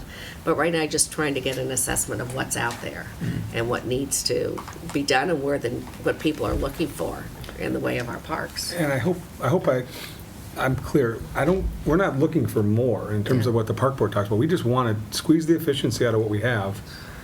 And I'm going to throw a term out there that might not be very popular, but with the youth organizations, I think there could be a model of a pay-to-play to help support that issue. Private public partnership. Exactly. And every time we ask, they gladly say yes. It's just the mechanism to do that becomes a real challenge, and the coordinating does. And it can't land on Barry's desk. You know, there's got to be a way to make that work. Yeah, I think it's definitely worth looking at the future once we assess where we want to go. Then I wanted to also move from there to the building down there. Amy probably has some feelings too. What do you feel the needs are for Parks and Rec in regards to the current building down in Greenwood? As far as programming or maintenance or both? Anything. I mean, do you need more room for programming? Do you feel there's stuff that you really would like to have done down there that we haven't been able to put on the capital plan because, as the town manager says, we have limited resources and limited things you can put on every year? I think Parks and Recreation people are really good at programming what they have, so I think we utilize that building pretty heavily. I prepared a memo for Stephen. Stephen, I don't know if you shared it with your I have board. not yet. But it just kind of illustrated what we have, what we do with Greenwood. And it's not just daycare. Daycare's 3 classrooms in a giant building, so we have a multitude of programs. I think some of the, maybe within the last 5 years, some of the capital requests have been helpful in terms of upgrades to electrical and, you know, new components of the roof. I don't remember if the whole roof was done. But, you know, some of those, and I know the DPW has spent quite a bit of time, and I don't know if it's just TVing the lines, but just making sure that some of our issues underground have been met. So I also know that we kind of within our own department, not capital, not with necessarily tax funded, but through program fees, we've replaced the carpeting in most of the rooms and painted most of the rooms, all in the daycare and pretty much all in the after-school program. So we were able to self-support that with tuition from those programs. We now have a full-time custodian, which we hadn't had. We'd had a service in the last few years, and he's doing a great job.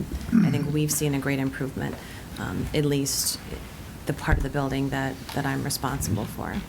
So as far as current needs, I think usually, I mean, there's no major needs that we can identify, but when we have things that we need, the DPW is pretty responsive, and the facilities director. Barry, can I just ask a quick question? Part of the program you run down there is an after-school daycare, I guess the best way to put it. Do we include a transportation component to that? We do. So we run buses from each of our, I assume, elementary schools to Greenwood Center? We do. Okay, thank you. And we have to go out to bid, and it's done through the Collaborative, which is the same bus company that the school department uses, and we build those fees into our tuition. Well, I understand that, but I just am getting a sense tonight that there's a lot of an us versus them of Parks and Rec versus schools, and I won't necessarily, in terms of, I just look at my own family. My son lives in Newton, and his kids go to an after-school program. It's in the school. It happens to be run by a private company, but it's in the school because they don't want to transport the kids. I mean, we would save an awful lot of effort to put after-school programs, it would seem to me, in the schools. On the other hand, there's an issue with the school. How do you take, whether it's a classroom and turn it into appropriate for after-school or dedicate a separate room, but our school population is declining, and I'm not necessarily arguing with you, you're not in the school committee, and the fact that we can't find a classroom in schools, at least we did it in one school, it's 1/3 less busing we'd have to run. It just doesn't make sense to me, not to mention the fact that it really frees up what we're trying to do in terms of maintaining those classrooms in Greenwood Center. It's just a shame that we've gotten that. Well, process. it's in the afternoons from 3 to 6, so I guess you'd free up the 1 or 2 classrooms for, adult bridge or something, but it's Monday through Friday during the school year. It's self-funded through parent tuition. I just don't, it's nice for the kids from the 3 elementary schools who are going to be meeting each other again and again throughout their school lives. And maybe you say, well, nice is nice. Do it, and do the same thing, but do it in Wolf Swamp School, so everybody comes to Wolf Swamp School. Yeah. The point is, and I understand the concept that it's self-funding, but there's no rent being paid, there's no long-term benefits being paid for employees. I mean, it's so funny, and I'm not knocking it. And I think it's a good program. I'm not I get it. I get it. advocating You're against the saying program. someplace else. I have questioned, I think at our last meeting or 2 meetings ago, and we'll continue to question whether during the day daycare is a fundamental core program of the town of Long Meadow and the Parks and Rec Department, but that's a different issue from before and after school assistance for working parents who send their kids to schools, which I think is a fundamental core, service that we ought to be providing. And that's just my personal opinion, that I differentiate those. I'd like to comment on that because I have 2 kids that have gone through that program, and having them at 3 different schools would be incredibly inefficient because you would have 3 sets of children, or 3 sets of schools with 3 children, 3 sets of children, and they all come together, and you would have, parents pick their kids up at different times throughout the year. Sometimes I'm there at 4 o'clock, sometimes I'm there at 6 o'clock. So having 3 separate centers open to take care of kids after school. No, I'm not advocating, I'm saying, do them all at Wolf Swamp School, just instead of. But you still have to bus them. You just said you were trying to save the money for the busing. You don't bus the Wolf Swamp kids. But you still have to go to 2 other areas. I mean, it's a 7-mile town. I mean, it's not a huge town. What do the to bus move cost kids. us? What do the bus Well, cost I the don't- parents? It's not Mark, cheap. I don't think Not we're for- here to change the programs. We're Well- here to assess what the current needs are, and that's something that we But- can have in a further discussion. And that's fine, Marie, but I think we are here to determine, especially when it comes to Greenwood Center, it's a facility that apparently there's a lot of demand for, and which is fine. And my only point is, if we can offload some of the demand for it, we can take on some other demand there. And even if not permanently, I'd love to see a concept where, because it's not a school anymore, we don't have this massive early morning drop-off and 3 o'clock pickup, and yes, we have a bus coming and parents coming later. Do we still need a circle with the flagpole in there? What if we, a combination of construction, new Well, construction? before we decide that we're going to The make Hampshire College had a changes. problem with that. No, I'm just saying, Mark, fill that in. Let's, talk about- before we start making Well, the who's next doing step, the- which is Who's doing the changes. planning, Marie? Well, first, let's find out all of the pieces on the table. In regards to Greenwood, is there programs that you've not been able to have because you didn't have space? There have definitely been, actually, can I go back? We do run before school in the schools. Right. And because it's more conducive, I Right. think. But after school is at Greenwood. There have been programs that we have not been able to run because we don't have the space. We program at Greenwood, we program at Old Town Hall, and we program at Community House, and those are our indoor spaces. And then, of course, the schools for the gymnasiums, some of the cafeterias for art classes. But there have been classes that we haven't been able to accommodate based on public interest because we didn't have the space, and either they went to another community like East Long Meadow, or we just didn't run them. An example of some of those. It could, I don't know if you want to help. In the past, maybe art programs, maybe programs that, because we didn't have gym space, we weren't able to accommodate. And usually it's in the winter when we can't accommodate. It's usually those kind of cyclical seasons where everyone wants the same space. So we've had to pass on offers to run programs.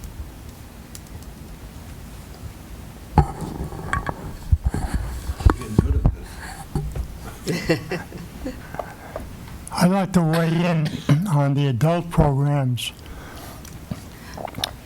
Became very amazing to me in finding out that twice a week, the bridge program gets almost 90 people in the over 60 room.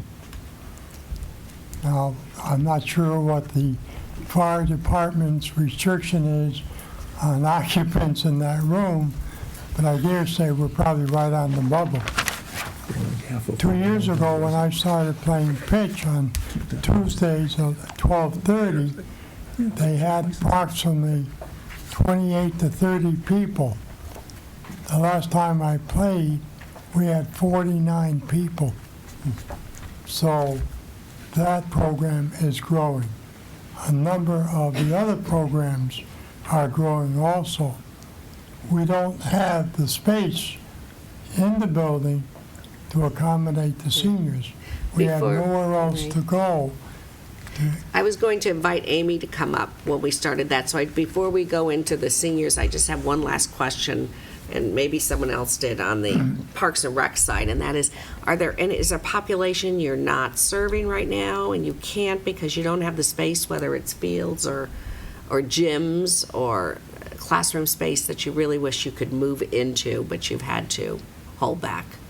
I think on the recreation side, probably not. I think it goes back to sports. And I heard some comments throughout the night about, we should say no. I think if you surveyed all of the youth league heads, they would tell you I say no more than I say yes. Say it really nicely, though. I mean, we're not accommodating everyone's need. And of course, we wouldn't, because, we have to be holistic. And I understand that.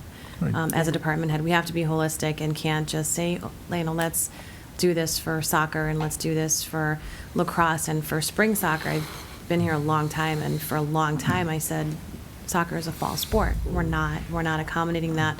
But as the years went by and they were finding other towns to play in and other cities, their numbers were comparable to other spring sports and have exceeded some. They've exceeded baseball and Little League and one of the lacrosse programs in terms of participation for spring soccer. To me, that's undeniable, and part of my job in looking at it is to try to find them space. Barry, do you find that, and let's take spring soccer, we might as well pick on somebody, and I don't mean to pick on anybody, but is it generally a travel team that wants to be the Longmeadow team, mostly Longmeadow kids, and they need a home field to play in, but most of the teams they're playing against aren't Longmeadow teams, and is it that kind of, or is it, well, I'll say a Longmeadow Spring League, which I think of as, in the fall, go to every school in town, Wolf Swamp Fields, everybody there seems to be, little kids from Longmeadow, and so how do you see these, well, I'll say, off-season sports? So your question is probably in town versus travel, and I think it's not necessarily a want for Longmeadow, it's a need for the league that they play in, and Longmeadow happens to be part of Pioneer Valley. Pioneer Valley requires them to have a cyclical program. So they have to have a spring program. And in the past, they've carried that spring program, but they've played in, I think, South Hadley one year was their home field, and I believe it was Springfield one year. So it is Longmeadow children playing in a travel league with other communities. And I think the same is true for baseball and the concept of fall baseball. Fall lacrosse, we can't accommodate. We can't do that. So we haven't been asked, and I'm glad we haven't been asked. I can't even imagine what that would look like. And our field hockey program is growing. It's growing because the children, I'm seeing this trend, they're starting to pick up sports at an earlier age. So we have skills and drills program, and it's not Longmeadow it's every community. It's the town I live in, which is another competitive sport town. And we have kids playing lacrosse in kindergarten, and we have that now here in Longmeadow. So with that need, then becomes the burden of trying to accommodate that. And we've been okay with doing that, but I think with field hockey, we just added a 3rd and 4th grade program, and what Jeff said is correct with the nature of the sport of field hockey. I don't foresee us being able to use Wolf Swamp, and that's the only place we have to play. So that's going to be an issue. And you mentioned earlier arts programs that have you had to pull back because you didn't have the rooms for the arts program? Mark is going to love this answer. We're doing them in the schools because they have either the art room or the cafeteria, and just logistically that makes sense for some. Some we host at Greenwood out of convenience. We have an art room. We have an art room at Greenwood that used to be an old closet when it was a school, and we converted it into an art room. Has no windows, it's not used for anything else, so that's our art room. So we were able to accommodate that, not immediately. It took some figuring out. But if we gave you 5 more rooms, could you program them? We would, in a minute, in a heartbeat. Okay. Yeah, that's what I'm trying to get an understanding. And are there these populations that aren't being taken care of now? I think if you surveyed every town in every state, I think teen programs are very challenging. Teens don't like to be programmed. They're hard to program for. They like their independence, so that seems to be a challenge.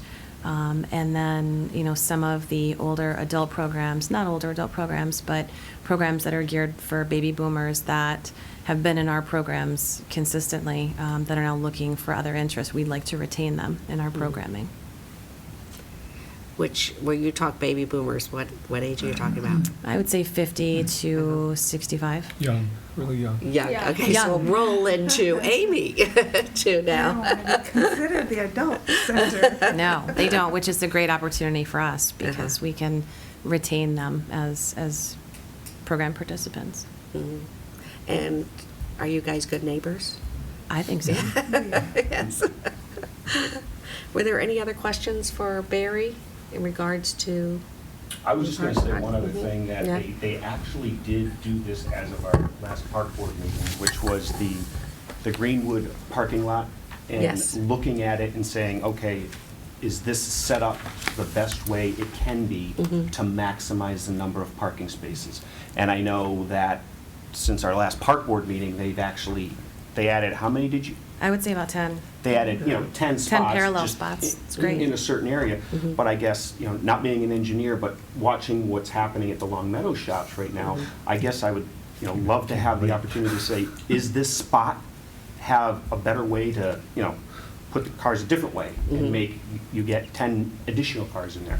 I don't know how that all works, but I guess that to me, if the center is being used that much for, people, if you have 90 people playing bridge or 49 people playing pitch, that, maybe there's a better way to put the cars in there. Now, I know we've heard of parking problems during the day.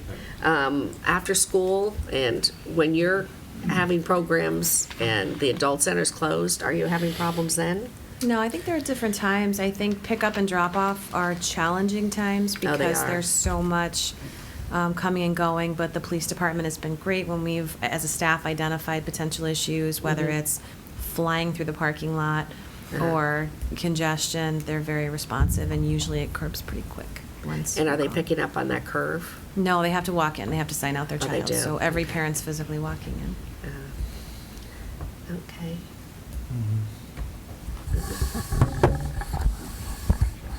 I'd like to go on the record, Jim Russell, Park Board, that the director of PPW, Mario Mazza, has been very attentive to any requests that he has gotten from any of the members of the Park Board, as well as our director, Barry Jarvis. I don't think we have asked him to do anything that was unreasonable, and the working relationship that I've had with the gentleman when I was chairman of the board has been phenomenal. He looks at the big picture, he understands it, and he's receptive to change. Thank you. Right, I wanted to move on to the adult center and its use of the building and things that are needed. But Barry, you can jump right in, don't you? I just said goodbye to Amy. Sorry, we were good neighbors. Unless Chrissy wants to. No. Chrissy would Tag die in, for yeah. sure.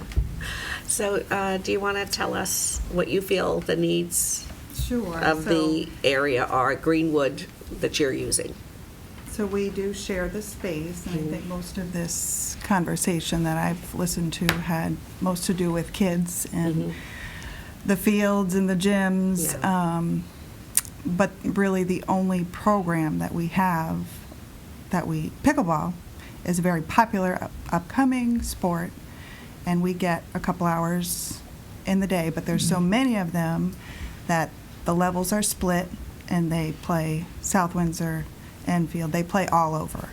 So this is something that we're not offering in meeting the needs. And how many? Give us an idea.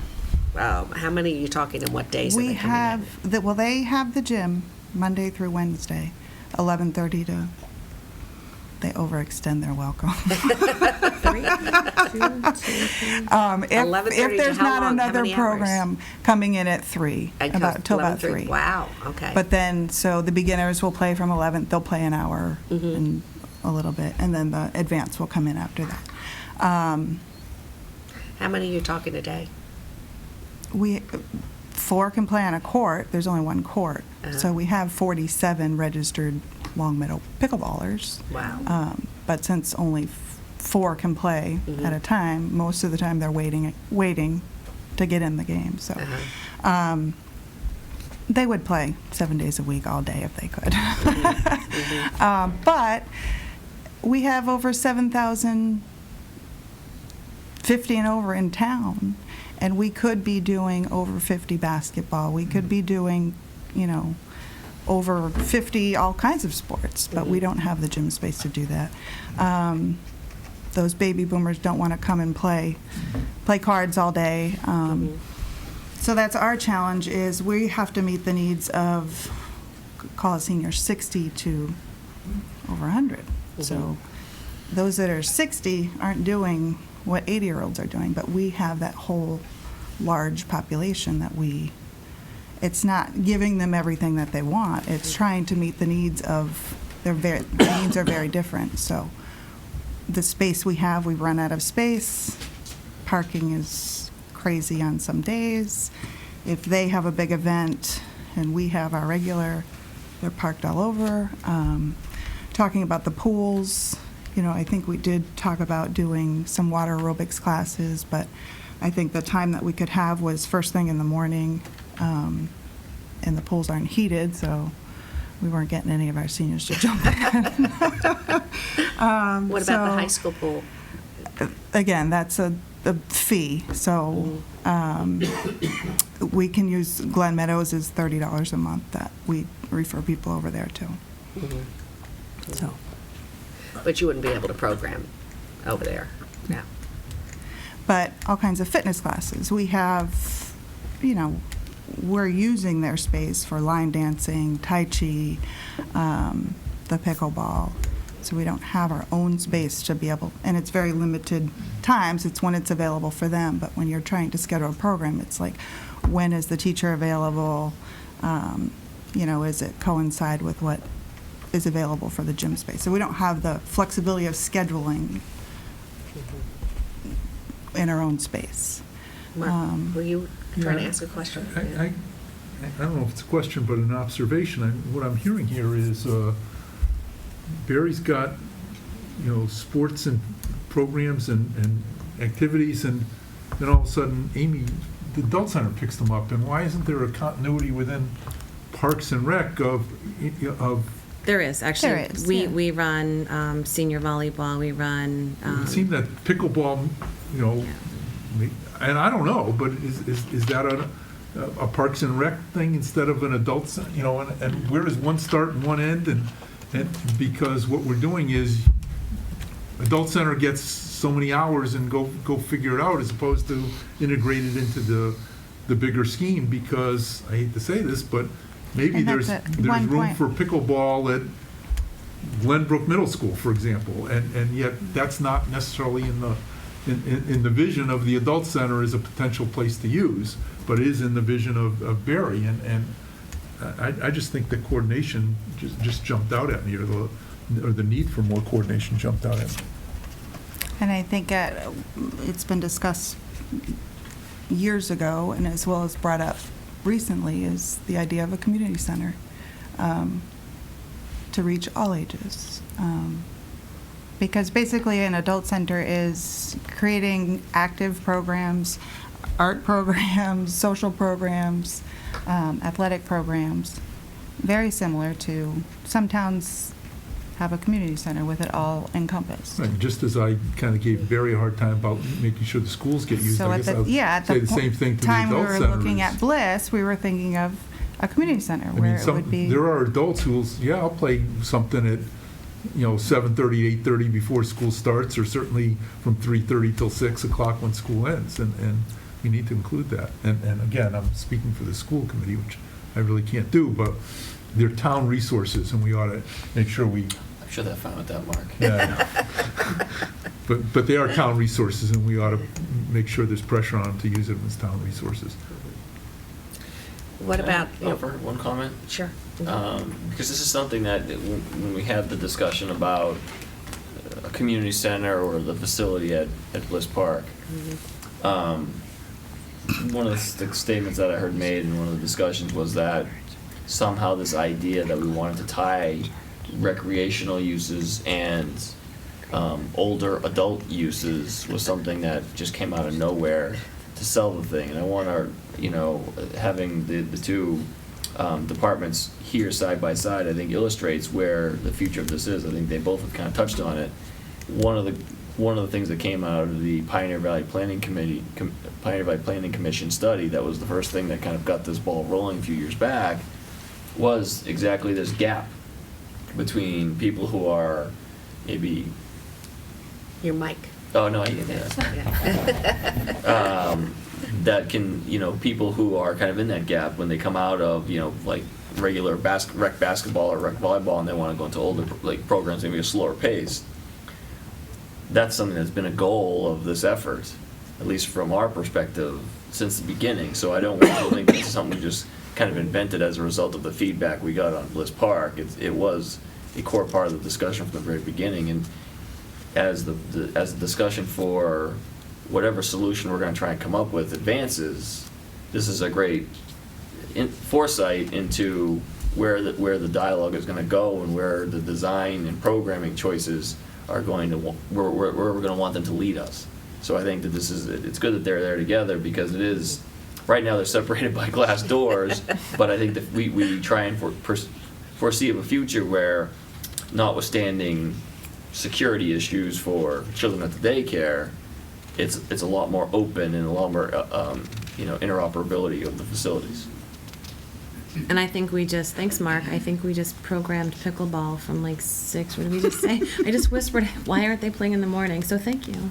Now they, instead of during the summer. Yeah. See, it's during the summer when the day camps are there. But you the go day over to campers are JCC, and there's people there at 6 o'clock in the morning You're right. playing whatever, squash or handball, or, now I'm not forcing it, but. But that's another point. We kind of get, in summertime, when the day camp's there, Right. we don't have access to the gym. They play outdoors if weather permits, but that's time. Well, if it rains all week, then they don't get to play. Because we have 200 kids in the building and it's an issue. Right. Yeah. So, And what about your programming of the, moving away from the sports, the programming of your rooms at the adult center now? our programs are, I keep giving the statistics to the select board, but keep going up and up. Our meal program, all of our programs, where we keep adding different types of painting, different programs trying to attract the boomers, those are all catching on and going up. So our numbers are, Are you having trouble with space, is what I'm asking? Yeah, Are you we're turning at down? capacity. We can't, so now we're focusing on trips. So let's do something out of Get the 'em building. out of there. Yeah, we can't bring them into the building, so Uh-huh. we'll take them. So we're trying to do different things. What is your biggest problem right now in the building? The biggest one. Exercise is huge. We can't have exercise classes. Our flooring is not conducive. You've seen our exercise room. It's got 2 treadmills and, but people use them every day. So we can't offer the programs that probably the majority would utilize as the 60 to 75. So And when you have pitch, or Jim was talking about pitch or bridge, we have Can one you- large room. can you then program So- the other rooms, or does that mean you have to shut down everything else because of space? Mondays and Fridays is bridge. They take up the one big room. We have one room that it's empty because we can't fit the parking. So we could program it if there was some more parking. But it gets crazy, and we've had accidents, and we've had people driving onto the baseball field. Amy, the comment I've heard, though, is that there's a good number of those folks who are, the comment is there's a lot of Connecticut license plates in the parking lot at that point. I'm one of them. Well, But I can pull you the statistics. Our numbers are about 85 to 90% Longmeadow. Our pickleball players, there's a rumor out there that none of them are from town. It's not true. Most everyone that comes to our lunch is in town. Senior centers are that way, though. They'll see, okay, they're offering Tai Chi over here, you know, in Agawam or whatnot, and they're offering a great movie over in East Longmeadow. So they do go around, or they'll decide what's for lunch. You know, they're having meatloaf here, you know, roast beef over there. So they pick and choose based on calendars. They get programs, and it's what interests them. So we do kind of try not to duplicate programs. So East Longmeadow does offer more exercise than we do. They have chair volleyball, so we don't need to go and duplicate chair volleyball. We don't have the gym or the space. So, you know, if somebody says, oh, you need chair volleyball, go to East Longmeadow. Regionalization. I was just going to say that. But that's the, yeah. discussion. A majority, the statistics show seniors don't travel far. You know, some of them will, but most of the seniors that, you know, come for the daily lunch that they absolutely need they're not going to drive more than 3 miles. They're not going to go far for it. So they would end up not going if it was 20 miles, you know, 15 miles away. Well, it's not regionalization, specialization. And transportation. And transportation is a problem. Talking about the lunch, is your lunchroom big enough? How much more space do you need for the lunchroom? We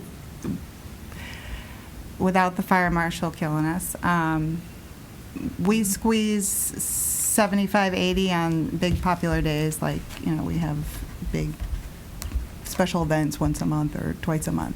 But 65 is capacity, but I don't like to say no, so then we'll put people in the other room. During the summer, we'll have people out on the sidewalk. So if somebody wants a meal, I can't say no, but it doesn't fit in the dining room. So, and then also looking towards the future.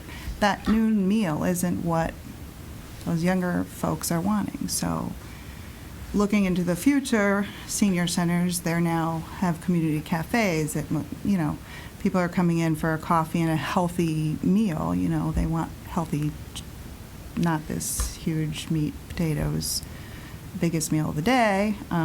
So the needs are changing. So we're not meeting that, you know. Well, I know you had talked about presenting with us last year a breakfast request. Mm-hmm. How early do you think people want to come in? Is breakfast what you feel is the next need that we're not meeting? Well, it just it would reach a different population. Mm-hmm. So we'll see. We're having a breakfast next week for our 50th. That's right. Yeah. It would just meet a different. You wouldn't have the same people that are coming for lunch. You're offering something different. I know a huge group of them. They go to McDonald's every morning. Mm-hmm. They get their 97-cent coffee, and they're gathering there for socialization. So we could have them come to the center, have, you know, a cafe type thing, and offer community socialization event in day. And what is your concerns about the actual building right now? We don't have enough physical space. I the mean, physical. most of our building we have the gift shop, and most of it's administrative, bathrooms, a cooler. We have 2.5 rooms for running programs. Mm-hmm. So, and everything, you know, if we wanted to offer more programs, we could stay open longer, but then we need funding for staff, and you know, it's just trickling effect, but we need larger rooms. I need a door. Just tell you. My social worker doesn't have a door. There's no office The space. vet's agent doesn't have a door. The vet's agent doesn't have a door. The nurse. Yeah, it's just, everything's open, you know, so, which is fine. Temporarily. Jim?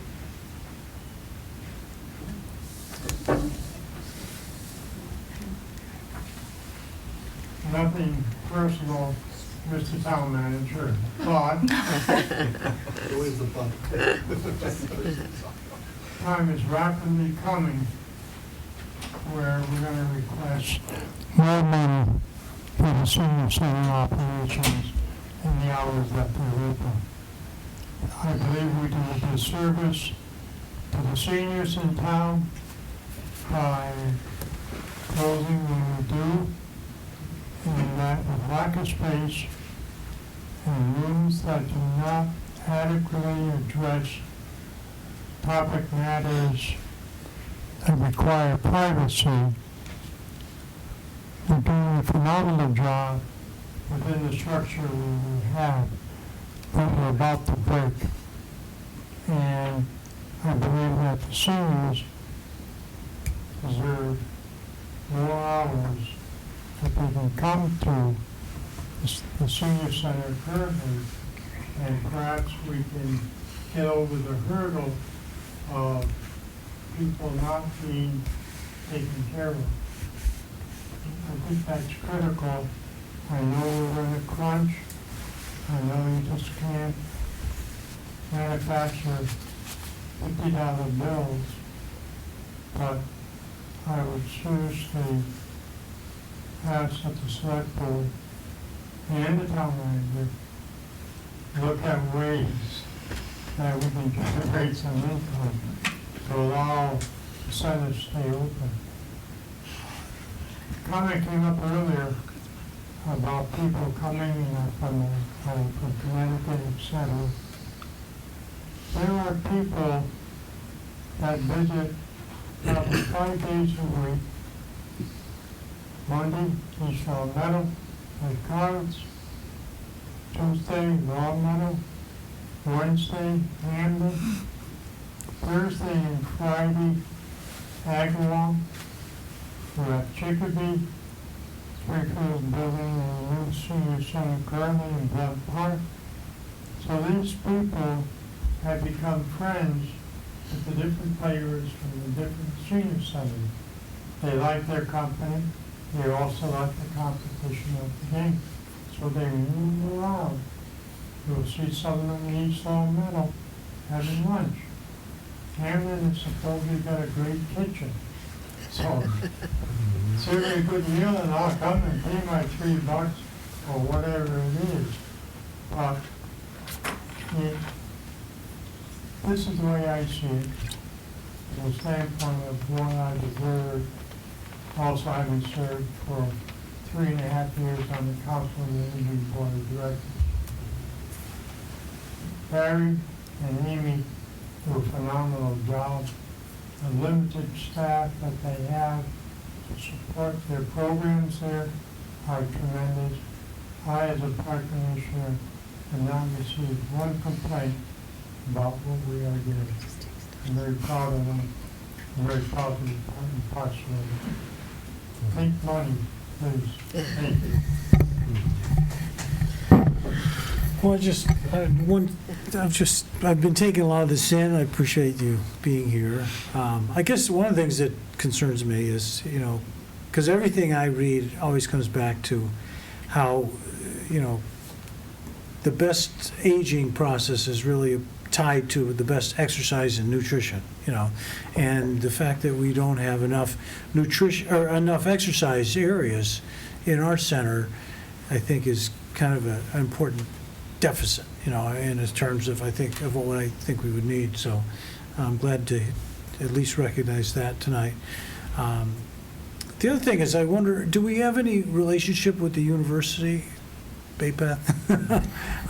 Because in the summer, I would think they would have a lot of space for people, and do we ever use any of their space? Do they have a sort of town and gown relationship that's beneficial to us? We used to, especially in terms of fitness in the fitness center. We used to staff, and this precedes, I know, when you were here, but we decided to eliminate it because, we staffed it in the morning, and then they would allow town residents to use it for free. The biggest issue with Bay Path is parking.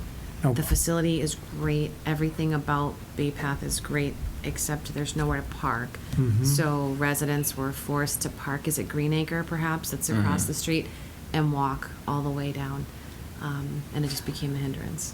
And they don't have a gymnasium, they use ours, and they use Blueberry Hill.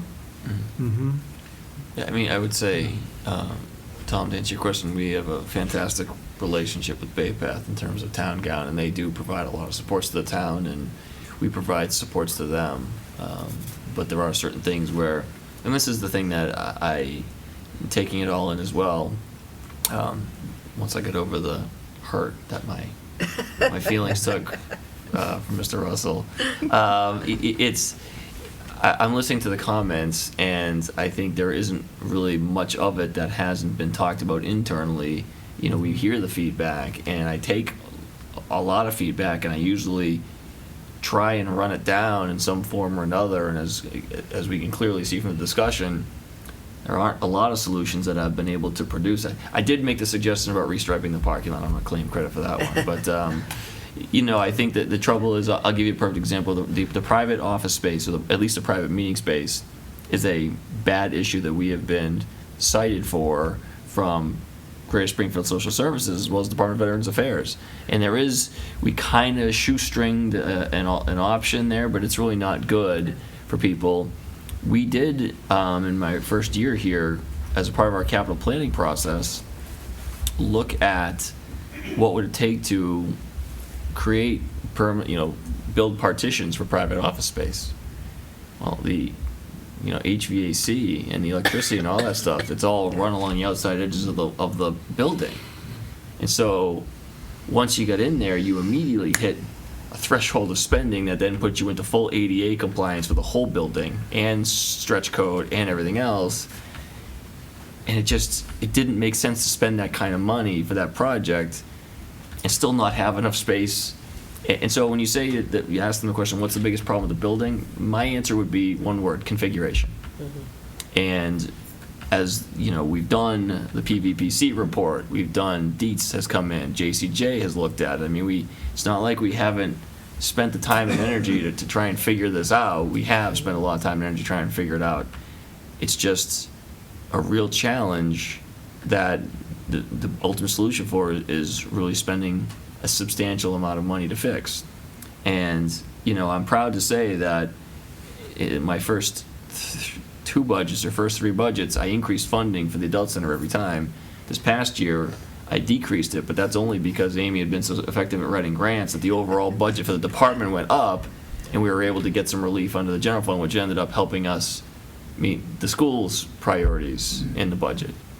And that's, I think, the big thing is, I appreciate everybody's feedback. I just don't want, so I guess, and I'm not trying to sound defensive, but I agree with everyone, and we're trying to do what we can to support both the young and the older populations in Long Meadow. But as everyone who's been a part of it knows, there's some big challenges. I think one of the things I want us to also touch on is something you've built up since you've gotten here, and Amy, and that is that you are doing outreach. And you're reaching out to the shut-ins, and your Meals on Wheels has become huge, and that's been the important part of having the social worker on board. So a lot does occur in that building, but a lot is occurring outside. Now, what I'm trying for you to inform the board, both of you, is not just where you are now, but where you really feel you need to be in 10 or 20 years in regards to your programming for the growing community. Is there anything that you're seeing that you really are seeing expanding much greater than you imagined? And in 10 or 20 years, we need to have the facilities to provide that to our population? I think we need it now. A state-of-the-art facility with exercise and gym and space, private space for social work. I mean, there's 700 people in town that live below poverty. You can't come into our office and have a private conversation and say you don't have money to pay your electric bill. You have to come and sit in our hallway and try and get food from a food pantry. It's degrading. They're not coming. So if we, had a separate social services area where the whole public didn't, see you coming in and going out with your food and your fuel. So, but. What about you, Barry? Is there something you're seeing in 10 or 20 years that? If I could see 10 or 20 years down the line, probably, I don't know. I think. Retirement? Beach someplace. Just trying not to be offensive. I think as far as indoor space, I think we're set. It's a very active community, and we're seeing, I mean, this isn't a new trend, and it's current trend, but it's been current. We see more and more children and young adults and active older adults just sustaining sports and being active. So I don't see us being able to fulfill that with what we have currently. And I mean, it's, I mean, just hitting on the sports. Back when, you used to practice one night a week and play a game on the weekend, but when all the other towns are practicing 5 nights a week, and you want to stay competitive too. So it's not giving them everything that they want. I'm trying to talk to Park and Rec. that's okay. I know you're a Parks and Rec person. That's all right.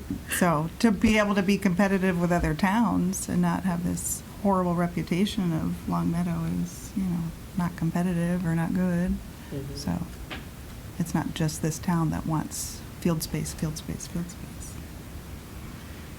And I guess I wanted to ask the board to jump in, because I know one of the things that the task force came was going back to the Greenwood Park.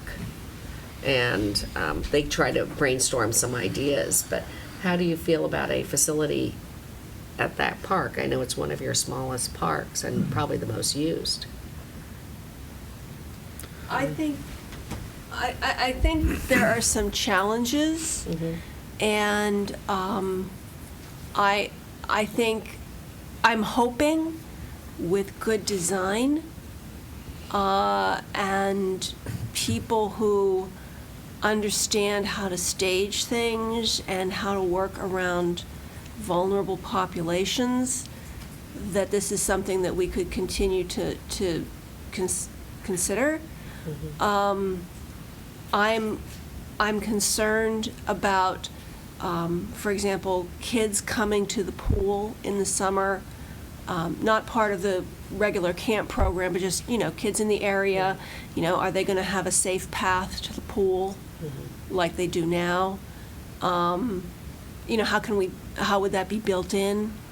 I'm also concerned because I work at a private institution, and we don't have to go with the lowest bidder. We write our RFPs, and we did a large renovation while work was continuing to go on in the science building, and we made sure that the contractor and the major subs had experience working in facilities where you didn't clear everybody out of the area and then build your building or renovate.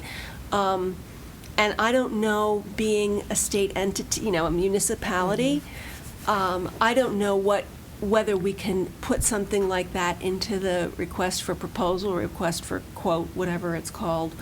And so I guess that's a question I have that maybe the select board and the town manager can't answer because it's kind of legal, but maybe you can. It's pretty straightforward. Yeah, no, you can put whatever you want in the specs. The public construction is regulated by a whole chapter of the law that's fairly convoluted, but you can put whatever you want into the specifications. They did it here. We're sitting in a building where that was accomplished. Okay. That's good to know. I share Margaret's concerns about construction sequencing, but as you point out, I'm sure we could overcome those obstacles. I started off by saying, we're not looking for more, we just want to keep what we have. And I think any configuration at Greenwood is going to impact something for some period of time, whether it's Barry's efforts, Amy's efforts, or the fields, or the tennis courts, or whatever. So I think we really need to scrutinize that and give some thought to how we could accomplish that. I'm sure it could get done, but I'm also sure it'd be an involved process. Well, Dave, to that extent, though, Dave, I mean, I think that's important that people go into this saying, we may undergo a period of real annoyance, and I don't know whether that period is 9 months or 18 months. It's not going to be 9 weeks, where we may have, I think when this school was built, the administration moved to Wolf Swamp Field, Wolf Swamp School. They didn't want to move to Wolf Swamp School, but they did. Did it cost the town some money to do it? Yes, it did. But, the question is, would programming, in this case, have to move somewhere temporarily? And temporarily means like 18, and being flexible and being willing to do that because we're in this for the next 40 years, I think. And an 18-month displacement is, small price to pay for the right answer. And by that, I mean an answer that can be accepted by the town and be funded for the long haul. And that's the biggest thing is, what kind of disruption is there? Is there going to be a year we can't use certain fields, a year where we can't offer a couple of programs, a year where, I remember when the lunchroom was being redone at the adult center. It was a painful period of time serving meals out at East Longmeadow. But in the long run, it was the right thing to do. And we may end up doing things like that again. I want just people to be open to be willing to do that, because that may be the only answer we can sell, not just the best answer. Anyone else have concerns or comments about the possibility of building down at Greenwood? I would agree. I would agree with Mark that a bit of time, a little bit of pain to get to a better state, especially for 40 years. I think that's, I think everybody can understand that, as long as we can see where we're going and know the overall path and be able to say, this is what we're going to get to, as well as during the construction phase to be sure that whoever is using the senior center, whether it's the children, whether it's the seniors, there's a safe place for them to be and be out of the way of the construction. And I think also with staging, that's going to have to be, where are they going to put their equipment? Okay, and that's not going to impact. Yeah, you're They're way far down. No, I know, but it has to be normally considered. I would say, oh, they'll take care of it. It doesn't Right. matter. But that's such a small park, and again, I'm looking at that pool. Okay, and I'm looking at children going to the pool, right? Who are 11, 12 years old, can go without their parents. Am I right? Yeah, and so we need. All that needs to be considered, because that park is very heavily programmed. And maybe it means that we lose the ball field for a year, because that's where we'll put the equipment or whatever and have a clear path to a clear, safe path to the pool for those kids. I don't want people to feel they can't come to the pool annoyance is one thing, okay? You just suck it up. But I don't want people to feel like it's not a safe place for their kids to go to the pool or anything like that. We have to we have to keep people feasibly safe. Jim?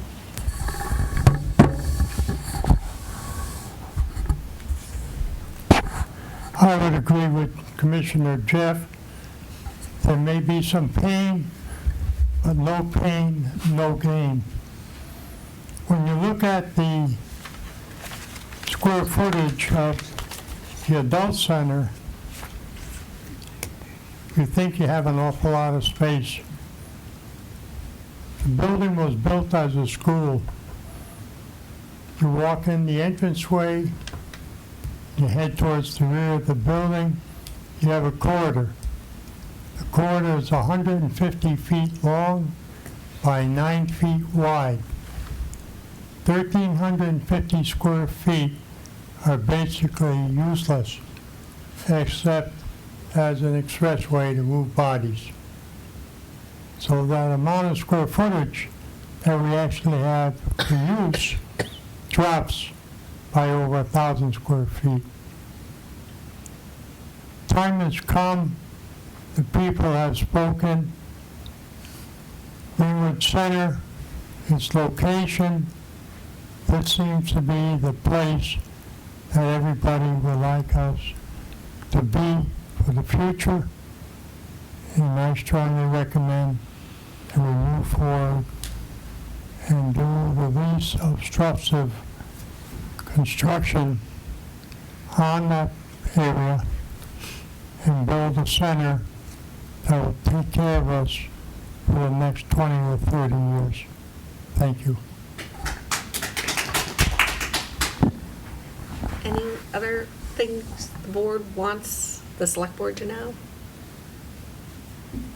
Yeah.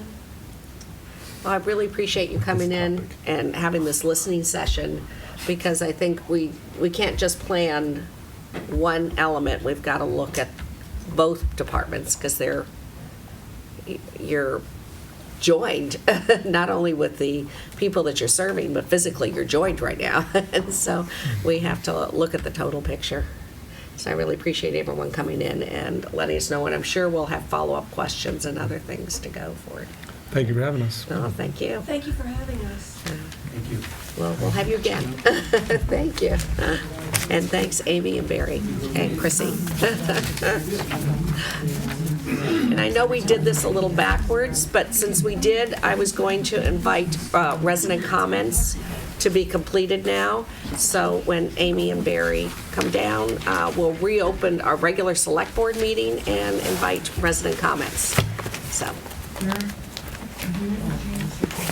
just state your name and where you're from, your address. Thank you. My name is John White, and I live at 245 Maple Road. My wife Louise is here, and I wanted to talk a little bit about what you've all been talking about, the park people and the select board. Greenwood Park it's a really nice park, and as you've heard, it's a lot goes on there, and it's terrific. It's well maintained, it's in great shape, and a lot of things go on there, and that is really terrific. And I think one of the reasons that it runs so well there with the senior center and with Park and Rec and with the pool and with the tennis courts is because the way the park's laid out. You have the pool on one side, you have the old Greenwood Park School on the other side. You have the fields in between with the tennis courts and what I call the picnic grove area. And you have the Molly McAvoy area where the kids play. It works well because you have it spread out that way, at least in my opinion, with the open space in the middle. And I live by the park, so we've lived here since 1978, so we've kind of seen the park change. And it works well, the way it is. And it's a small park, but it's probably the busiest park of all the parks that are in town. The four proposals that have, I guess, now been made to work with the senior center in the park, I think will have an adverse impact as to way the park functions. I mean, particularly as I was sitting here listening to everyone today, there is a projection for increased activities at the park, whether it's the senior center, whether it's Park and Rec, and there's already a lot going on there, and it's not a big space. And of the four proposals, if I could just chat a few minutes about them, proposal number 4, if I understand it correctly, is the proposal of building a new building where the tennis courts are. That's a relatively small area. It's almost like a postage stamp size area to put a building. And I think that would have an adverse impact on the park. In particular, the building would almost create like a bottleneck where the entranceway to the park is. Because if I understand the proposal for the building, it's going to be pretty tight to Maple Road. And I think there was a notation that they'd actually want to not follow the zoning requirements for the setback. It was going to be that tight to Maple Road, and it would go backwards, and there'd be some parking where the entryway is, and that's a lot of traffic that's going to go in a very small area. It has, I would respectfully submit, it has an adverse impact on the neighborhood, in the Greenwood Park neighborhood. There isn't a building like that on Maple Road, which is kind of a busy road. And that building would be there. I guess Greenwood building would stay there where it currently is, if under this proposal as I understand it to be, which means that some other activities would be at the Greenwood building, which again would increase the number of activities that are at the park. I guess what I'm driving at is that the park is really not large enough to support the items that are being discussed with the expansion of the Greenwood Center or Park and Rec, it just isn't a big enough park, and it's really shouldering a lot of activities. I understand you've gone through the other parks, and there have been opinions as to leave parkland as parkland. So I think the proposal number 4 clearly really disrupts the park quite a bit, at least in my opinion. The proposal number 1 is kind of a little bit different. That kind of is in the back part of the park, but again, you're talking about tearing the old building down, if I understand that proposal, and moving to where the ball fields are. And if I understand that correctly, that would essentially almost cut the open field area in half. Because if you put the building in proposal number 1 where it is, you may have some still open field on one side of the building.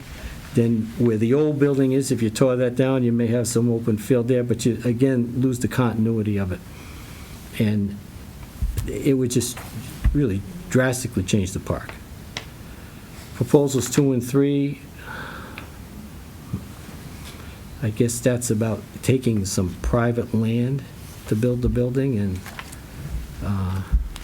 Mr. Crane was kind enough to talk with me a little bit last week, and I expressed a little bit of reservations as to going down that road. I mean, if you were really going to do that, you could probably go anywhere in town, and I'm being facetious, I know you really wouldn't do that, but circle an area and take some homes.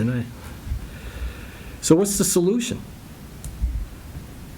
I happen to, where we live next to the park, and I really like the senior center where it is, and I like the Park and Rec people there.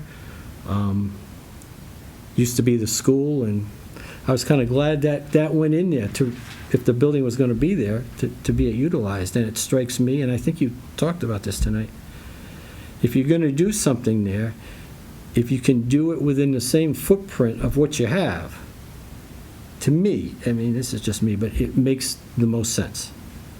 If you can use the footprint that you have, it's probably the least disruptive. You get to keep the rest of the park the way it is, and hopefully you can get what you want. If that's,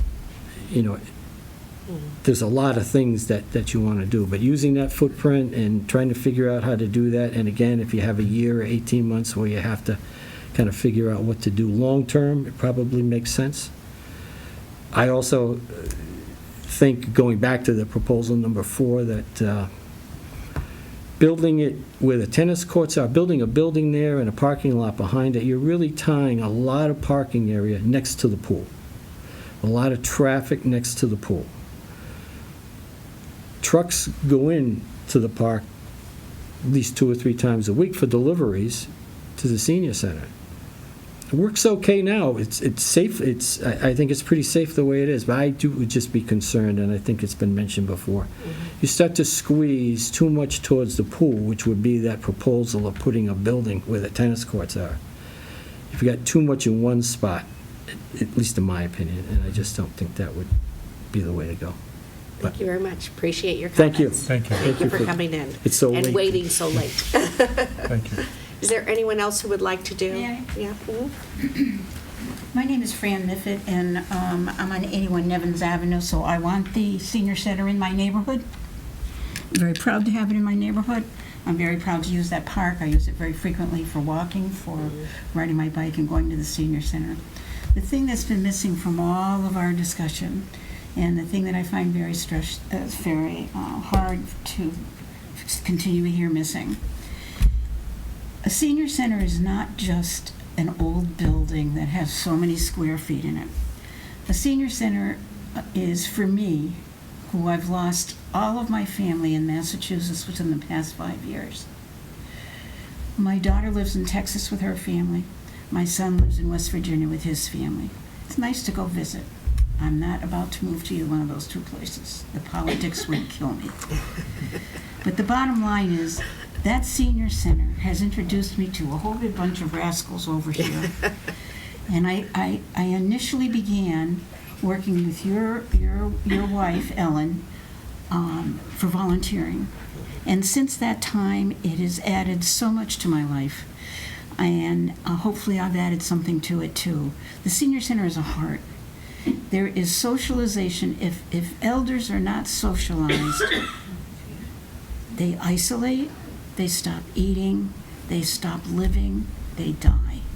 You can't let that particular part of it out of it. I think we need to take a look at what we're trying to squeeze, as that gentleman said. We need to be able to figure it out and have somebody take a look at it and say, yeah, it's going to work okay, and mitigate all those issues.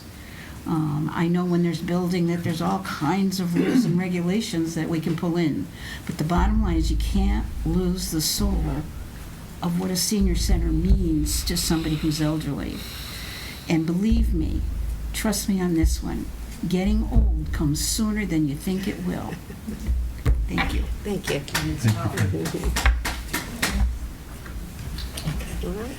I'll be brief. It's a late hour. South Whitestone, 471 Frank Smith Road. We have answers, as I think you know, to some of the questions. We have recommendations, but the whole thing is we're looking for a study that will really answer the questions, and we'll never know the real answers until we have that study. So we'd like, as expeditiously and as quickly as you can with all the problems that you have, to keep it rolling. We thought we had an answer. We're not going to go over that again. That would have answered some of the gentleman's questions. And I'm really pleased that we know that somebody, other than the people involved in our own purposes, really studied that. I read. I may not agree with your, well, your questions are valid, but at least you looked at it. I wonder how many other people who finally make the decision look at the town meeting, as you know. Look at the whole question. Thank you. Thank you. All right, thank you very much. I know a lot of people came to hear that section, and I really appreciate it. We're going to move on to the rest of our meeting now. And we will be making any sort of vote or decision will be made on the 19th. Not tonight, because of course we're missing 2 of our members. And Now's the night to do it. No.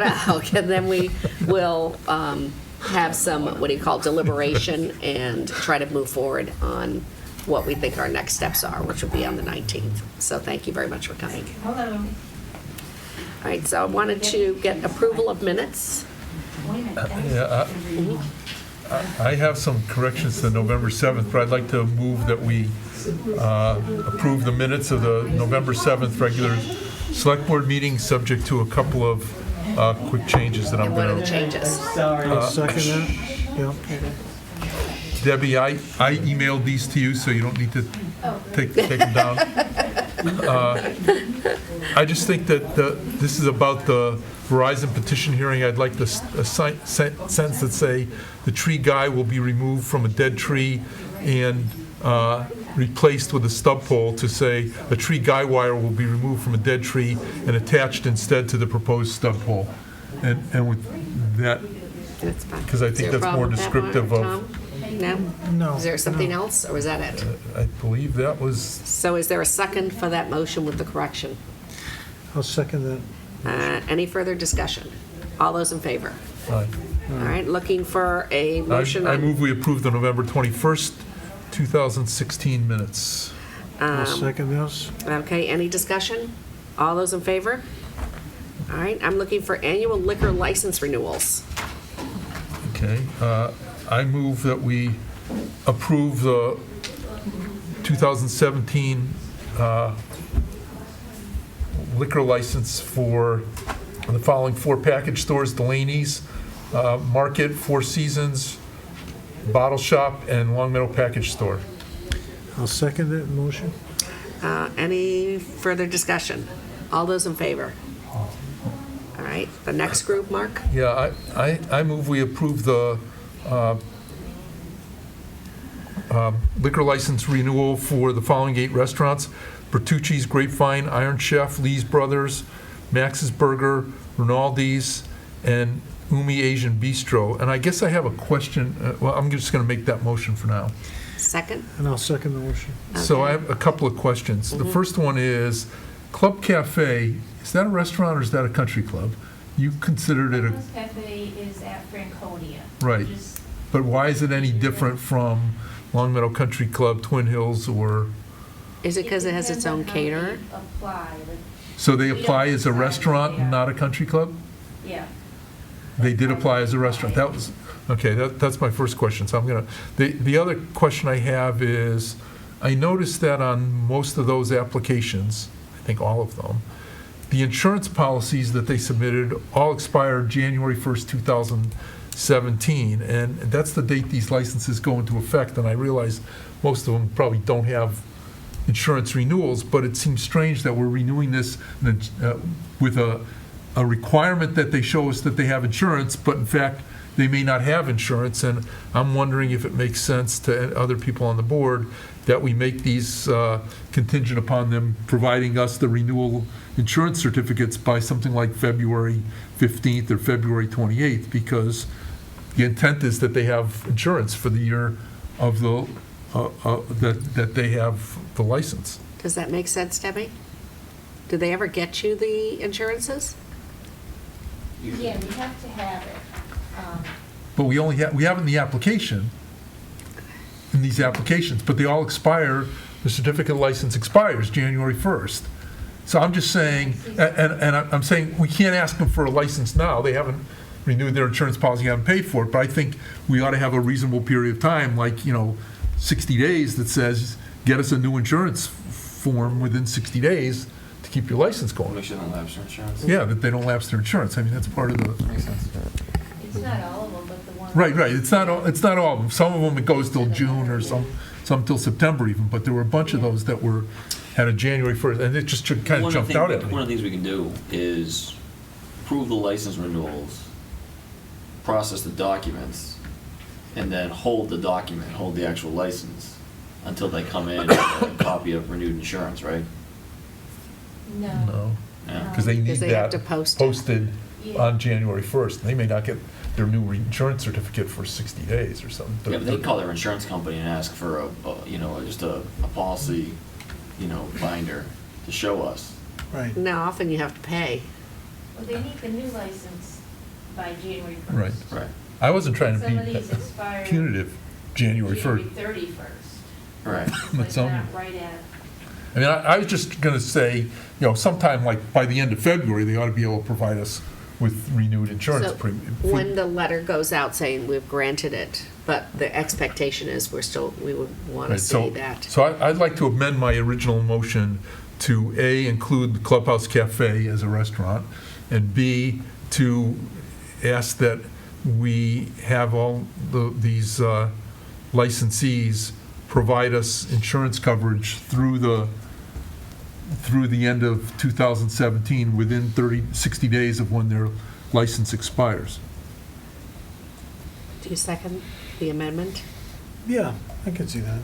I could say as a timely. Marie, do you have a problem? No, Days, no, that's Okay. fine. So through 12/31/17. Right, I mean, some of them, their license expires and there was a June 1st, and I just thought, sometime July, they ought to get us the renewal, that's all. I mean, we keep on file this stuff, and we want to So, make sure they don't. Any further discussion on the amendment? All those in favor of the amendment? Okay? All those in favor of the amended main motion? Okay. And is there a third group? Yeah, I move we approve the liquor license renewal for Long Meadow Country Clubs and Twin Hills Country Club. I'll second it. Okay, any further discussion? All those in favor? Okay. And that's everything you need, Debbie, on those? Did we cover all of them? Yes, the ABCC is going to, the paperless, like I said in the memo. Mm-hmm. So, like last year, we had to sign each one of these. Mhm. Now, we're not signing. I have to wait for instructions to submit it electronically. Okay, That's still up in the air. all right. It should be coming anytime. All right, sounds good. All right, so I'm going to move on to the town manager's contract. Is there a motion to approve the town manager's contract as we prepared? Well, as we Bill made did the point offer. out one typo. He's not here to do it, but he did point out one typo in an email, that there's a phrase That you wrote in there twice. twice, but I mean, not, it's a Scrivener's error. Mhm. Well, It's not- should we delete the phrase? Yeah. The second time? Subsequent, Yeah, it's a whereas town manager hearing officer to take effect upon a subsequent appointment, yeah. So it's just in the first whereas clause, we just have to take out one set of upon a subsequent appointment, because it's in there twice. Okay. So Well, does, you are really grinding us on this. Yeah, I know. Well, as Bill pointed out, and I mentioned when I forwarded it, the Frankenstein nature. It started off as a scan or a conversion of a PDF, and it just has been, formatting Microsoft Word, catastrophe. Debbie, thank you. I know you struggled. I would have just sat down and rewrote the whole thing. So. That was another option. So Right. is Yeah, everyone, give- is there I a got motion to stamping that approve converts it like that. It Yeah, I was will 90% good. with the forward a motion- edited? Forward a motion to approve the town manager's contract. Is there a second? I'll second it. All right, discussion. Yeah, I just think, I think it's important for people in town to understand that we've been at this a little while, revising this contract. Stephen's contract expired June 30th. He's been kind enough to work without a contract for almost 6 months now, or 5 months. But the contract does succeed, so it was continuing.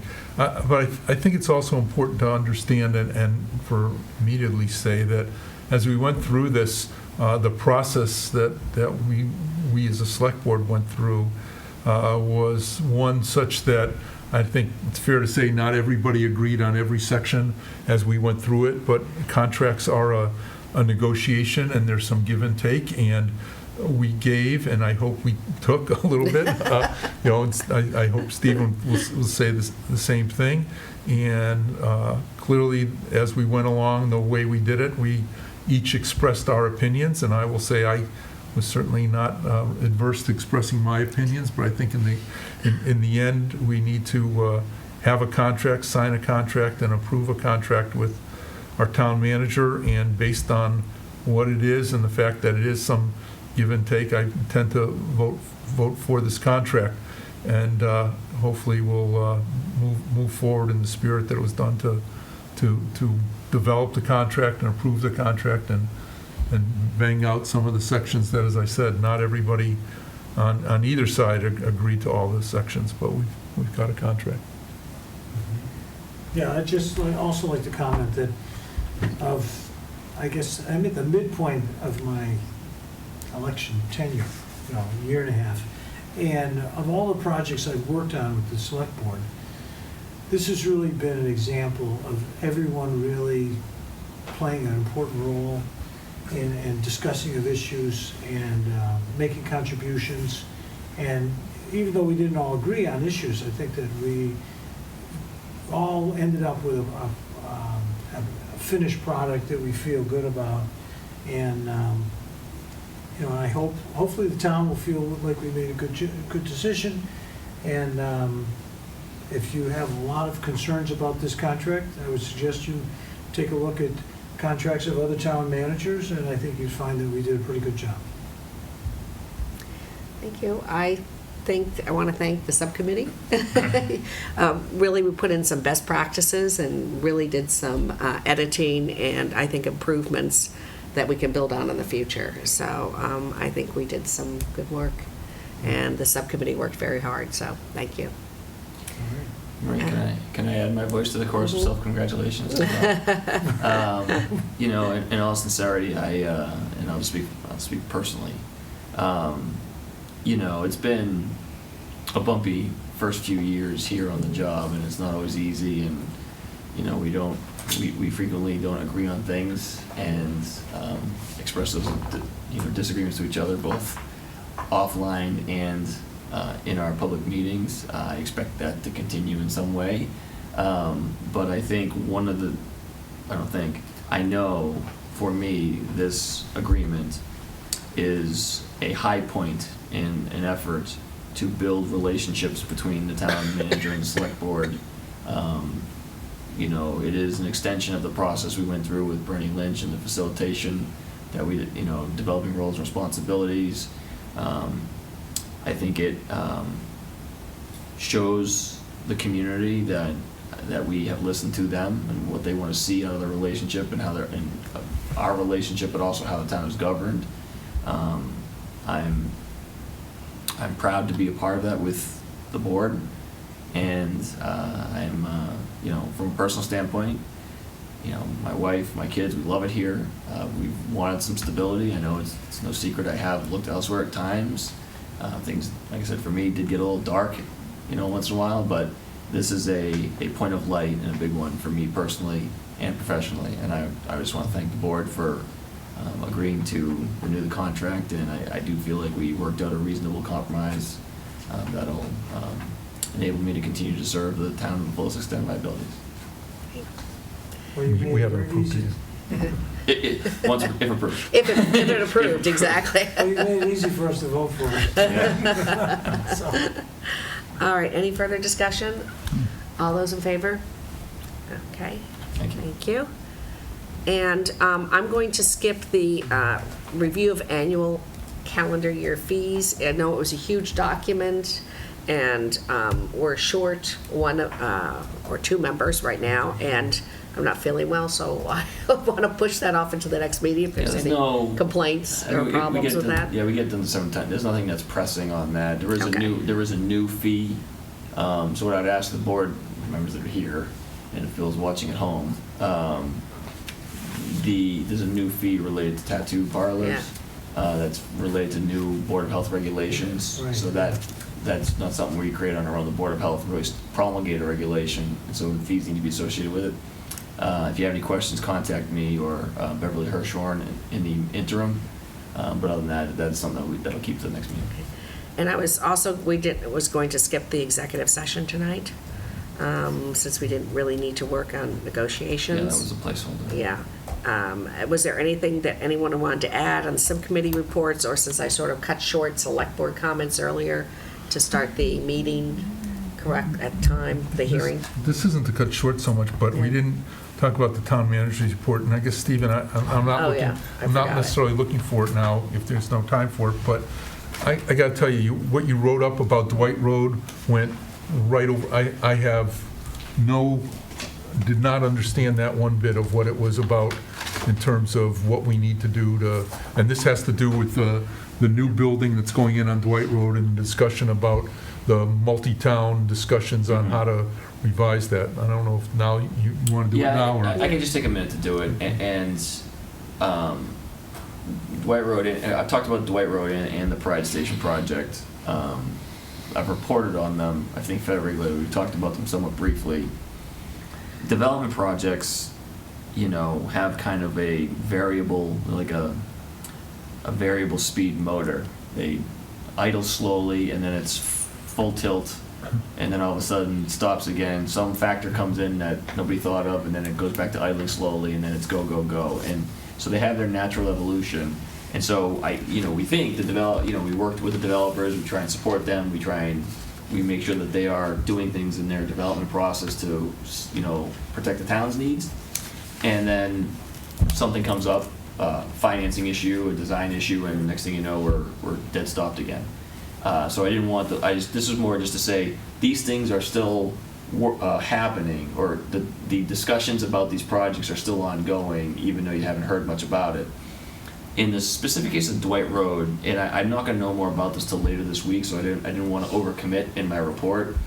But one of the things, an idea we're exploring, I mean, the traffic study is complete, and we compelled the developer to look at all of the intersections, Converse and Dwight and Williams, and Benton, and what's that? Is that Maple? No, Maple is Williams extended into East Long Meadow. Oh, Chestnut. Benton and Chestnut. Yeah. And we've done the same thing with the Pride Station. The developers don't like it, but we force them to look at all the intersections, not just where their driveway lets out. And the comprehensive look has been beneficial, as we know that corridor is a very busy, heavily traveled corridor that needs upgrades beyond this project. Can't reasonably expect the developer of the building to finance all of those upgrades because there wouldn't be a project. You have nothing. But because it's a fairly large-scale development going on what is currently vacant land in Longmeadow and tax-exempt property in East Longmeadow, there's an opportunity for an increment in taxation that is substantial.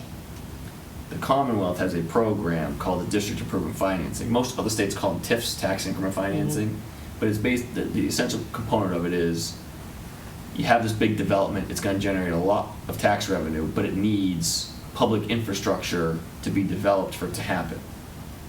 So the public entity fronts the infrastructure via a bond, and then the project gets developed, and the increase in taxation pays off the debt service.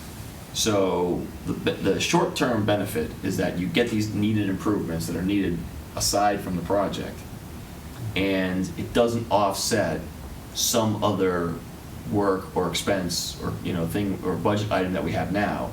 It just is an increase. Now what that means is that short-term tax revenue doesn't enhance the general fund immediately, and it will. And I think it is a slide. Year over year, it will add more to the general fund, but you basically give up that upfront revenue to get the improvements made. And not a lot of them have been done in the Commonwealth. It's something that sounds great on paper, but they're pretty challenging. Coordination. It's a lot of coordination. The state has to get involved, and so but in concept, when we were meeting with the developer, I said, it's not a big project, but it really, at its heart, calls for a DIF type approach because the town can't afford to front these improvements, and the tax revenue, the financing of it will be very difficult for us to do that. And it's two towns. Yeah. So the developer, and I credit him for this, because it usually, once the state gets involved, the timelines, and he's got timelines for his potential tenant that he's going to meet that are driving the project, decided to take a look at it, and he's identified some outside resources, some consultants who specialize in creating these deals that he wants to talk to, and that's some of the conversations we're having later this week. I don't know if there's going to be a DIF there, but that's the line of thought we're going. We're really taking it a comprehensive approach right now. Things may fall off. We may end just looking at one intersection by the end of it to keep the project going, because I think we all want to see the tax revenue generated in the development, because it's vacant land. There's really it's a by right development in the parcel is proposed, so it's really a win for the town, so long as it doesn't create an unsustainable traffic situation. So it's kind of a high level thing right now, but I just want to let the board know that's where the conversation stands. And where does East Longmeadow get involved? I mean, part of the development's on East Longmeadow, part of the development's in Longmeadow, but the betterments, those intersections, well, at least two of those intersections are in Longmeadow. Only the Benton Drive one, I guess, is in East Longmeadow. So, I mean, does East Longmeadow get involved because one of the intersections is in their Well, town? part of their intersection, part of Williams. It's 100% Longmeadow. Oh, it is all 100% Longmeadow. Longmeadow. So I've been reporting how I reported over the summer that the two planning boards got together, and we've done this kind of unprecedented in this area joint planning board review, and then of course we followed it up with Enfield doing a joint planning, not joint in the same room, but with the Pride station, with the Pride project, our planning, the planning staff, and the engineer, town engineer, and the police department have gotten together with the Enfield planning department to review that, because that's that's a state line issue, but a town line runs right through the site. And so we've actually gotten pretty good at this in a short period of time. But East Longmeadow understands that. I think I can't speak to what's going to end up happening, but in the conversations we've had so far, they understand conceptually that even if the betterments are in Longmeadow, the betterments are needed for the entire project, of which we all gain. And oh, by the way, if the signals aren't working, the intersection may be in Longmeadow, but the backup is in East Longmeadow just as much as it is in Longmeadow. So it's a shared problem, which is why I think they're not as hung up on the betterments taking place in our town per se, because everyone stands to benefit. And the biggest thing, obviously, is the interoperability of the traffic lights, especially if you're going to add a new one at the end of Converse and Dwight, at the end of Converse Street, Dwight Road. I mean, there's the potential for that because of the size of this project. And if they're not synchronized and those signals can't communicate, it's going to be a disaster. It already is. They're not synchronized. I can imagine the third. This is it's gonna be a lot of effort to get this done, but I think it's a high reward project for a bad corridor. Stephen, just going back to my original concern here. So these DIF bonds, if I can call it that. Sure. Okay, if this bond, does Long Meadow take out the bond, or does the Commonwealth take out the bond? And that's what I didn't get is. It depends. And we're gonna learn more about that, because the developer could also take out tax-exempt bonds from mass development as well. And then defer the taxes to pay the bond himself? Yeah, I mean, there's not a lot, these are levels of detail that have not really been, because there's not a lot of these that have been done. There's not a lot of great examples, but this is what I'm gonna learn more about later this week. Okay. So stay tuned. So before the next report, if you could let us know in between. Yeah, I'm trying to. Stephen, I was also curious, because one of the end users of this are the corporations in East Long Meadow, like Carramundi, Hasbro, and those places. And do they play a part in any of this? You'd think they would they should chip in. They should float the bond. I mean, because they They're really happy with stand what to they got. benefit. Yeah. They're Well, happy with what they got. they're not really in the project area, and that's, unfortunately, that's not how the But all development their process trucks works. go through that They area. do, we can count the trucks, but they don't say Hasbro on them, they say Yeah, it's John some Smith trucking company, sure, yeah. And so you'd have to stop them and say, hey, where are you coming from? And it just doesn't work that way when you do these things. We went through this on you use your modeling to see, Yeah. like, your international traffic modeling, Right. to see, like, where trips are being generated from, but that's just a model, that's not an actual Sure. thing. But the companies themselves know how many trucks they have coming a day through that intersection. They know that, because they know this is the route. They give an exact route Tom, if that you wanna do goes that, put down up a toll Converse through there. If you want to do that, you got to put up a toll booth. That's Well, the no, only way you can I charge. guess I'm thinking not that, I'm just wondering if there is a place where we would need cooperation, or some sort of, if there'd be a role they could play. I mean, they should not be out of the picture, because they stand to benefit a great deal from an improved, and if we say, gee, we only have enough money to cover this intersection, but not the one at Converse and Dwight, and it's going to really slow up your trucks, they might be willing to come and play a part. I don't But it's know what that part can be. It's the straw that breaks the camel's back, ends up paying for the new camel, not all the people who pile stuff on. So all the traffic that you have going through the intersection now is a baseline. That doesn't impact it at all. It's that guy who adds in the last, X number of vehicles that tips you over that's But got to pay for it. it's going to That's just the way impact, it is. it would impact them, I hear and for you. them, when you look at corporations that are making a lot of money, a couple, even a few million isn't a big deal. I mean, I know that they used to pay their executive like, I don't know, 40 million a year. I mean, we're not talking about Well, actually, I think, companies. has Hasbro left? Or are they still Yeah, there? it's not They're- Hasbro They're anymore. still Yeah. working. No, it's not Hasbro. It's a anymore. different company who's Yeah. a contractor to Hasbro. Yeah. and- But I'm sure, I'm sure you don't make that salary, but Yeah. still, if there is a spot, I guess we should let them know if there's complications. If there is, I will certainly Yeah. throw that out there. Yeah. I just, under heading of managing expectations, I doubt there is, but Yeah. I will certainly look into it. Keep it in mind. Yeah, definitely.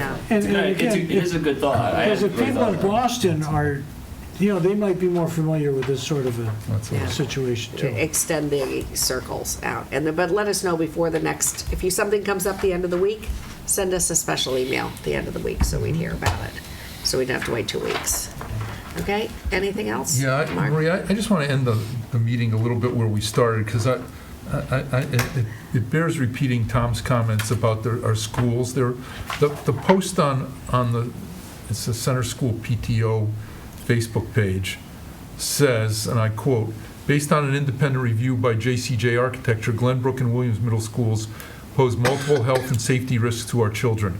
That could not be further from the truth. That is not true. There is no risk of health or safety to our children. And we didn't post it. We don't know who posted it. I know there was a meeting at the Wolf Swamp PTA tonight, or PTO tonight, that the superintendent was going to talk about this. But I think it's important for people at home to understand that if our schools were not safe, we would deal with them.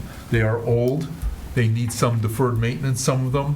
but the list of things here that are listed are patently not true. Yeah, I think, like I said, the JCJ report, if you read the summary, specifically says that there's no imminent hazard.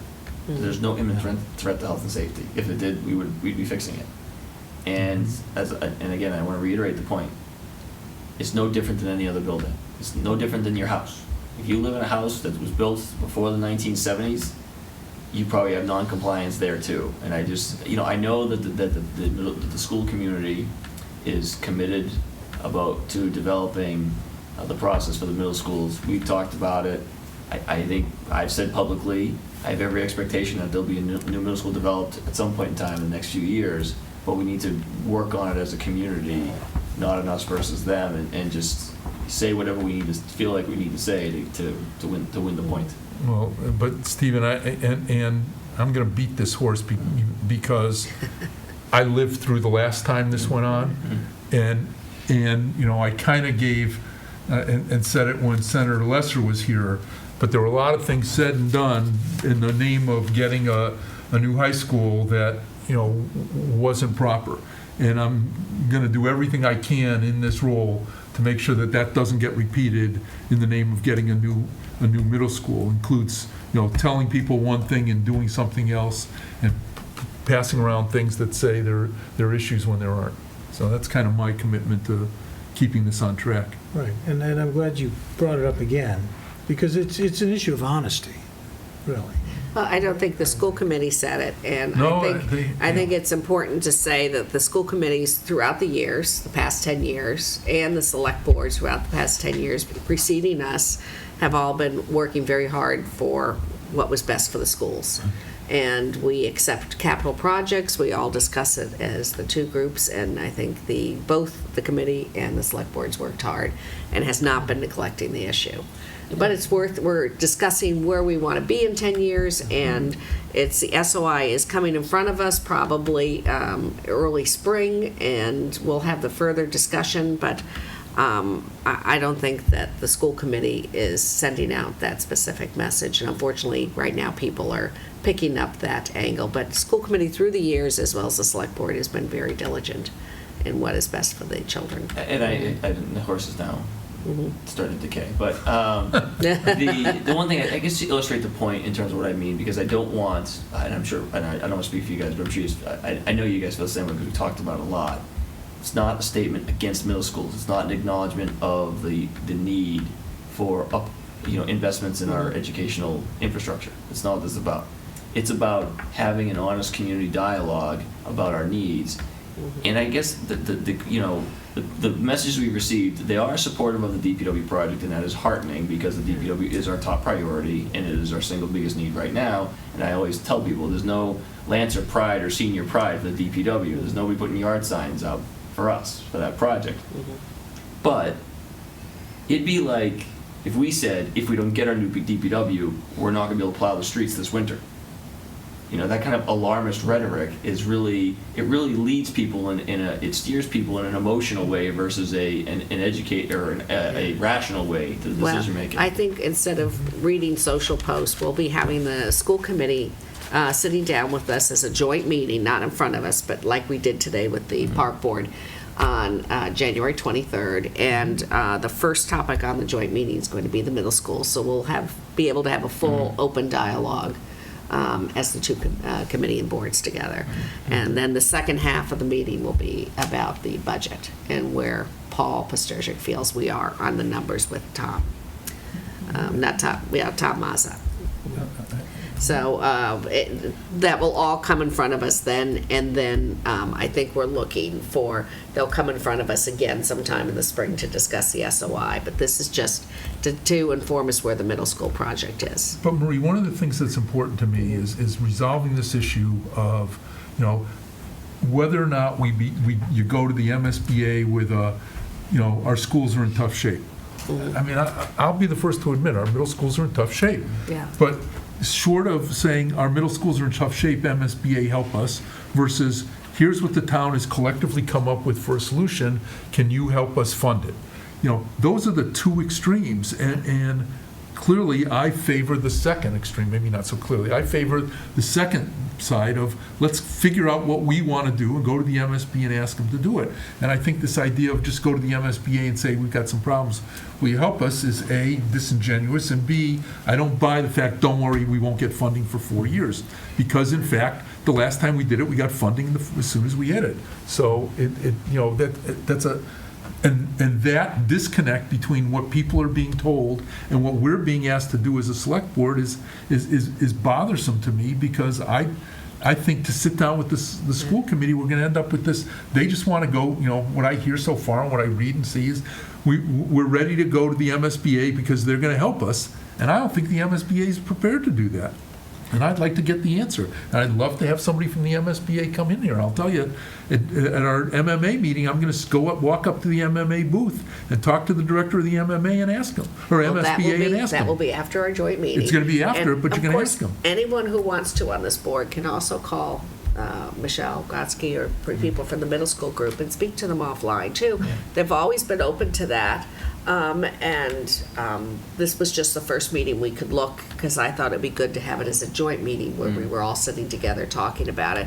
But please pick up the phone or send an email off, and some of your questions or concerns could be answered before we get together on that joint meeting. I agree with that, and I do want to reiterate Marie's comments with the school committee. Again, I don't want this to be perceived as a negative thing against the school committee. We have been in constant dialogue, and we are trying to work together. I mean, I think the school committee is working hard to answer the questions that have been asked of them that would seem to me need to be answered before we go to the MSBA. Like, is it one school? Is it two schools? Where, what sites are you thinking about? We've been through this. You don't have to nail down a site 100% to move forward, but you should have an idea of what you're thinking about. And we want to support the schools in evaluating those options and making those decisions.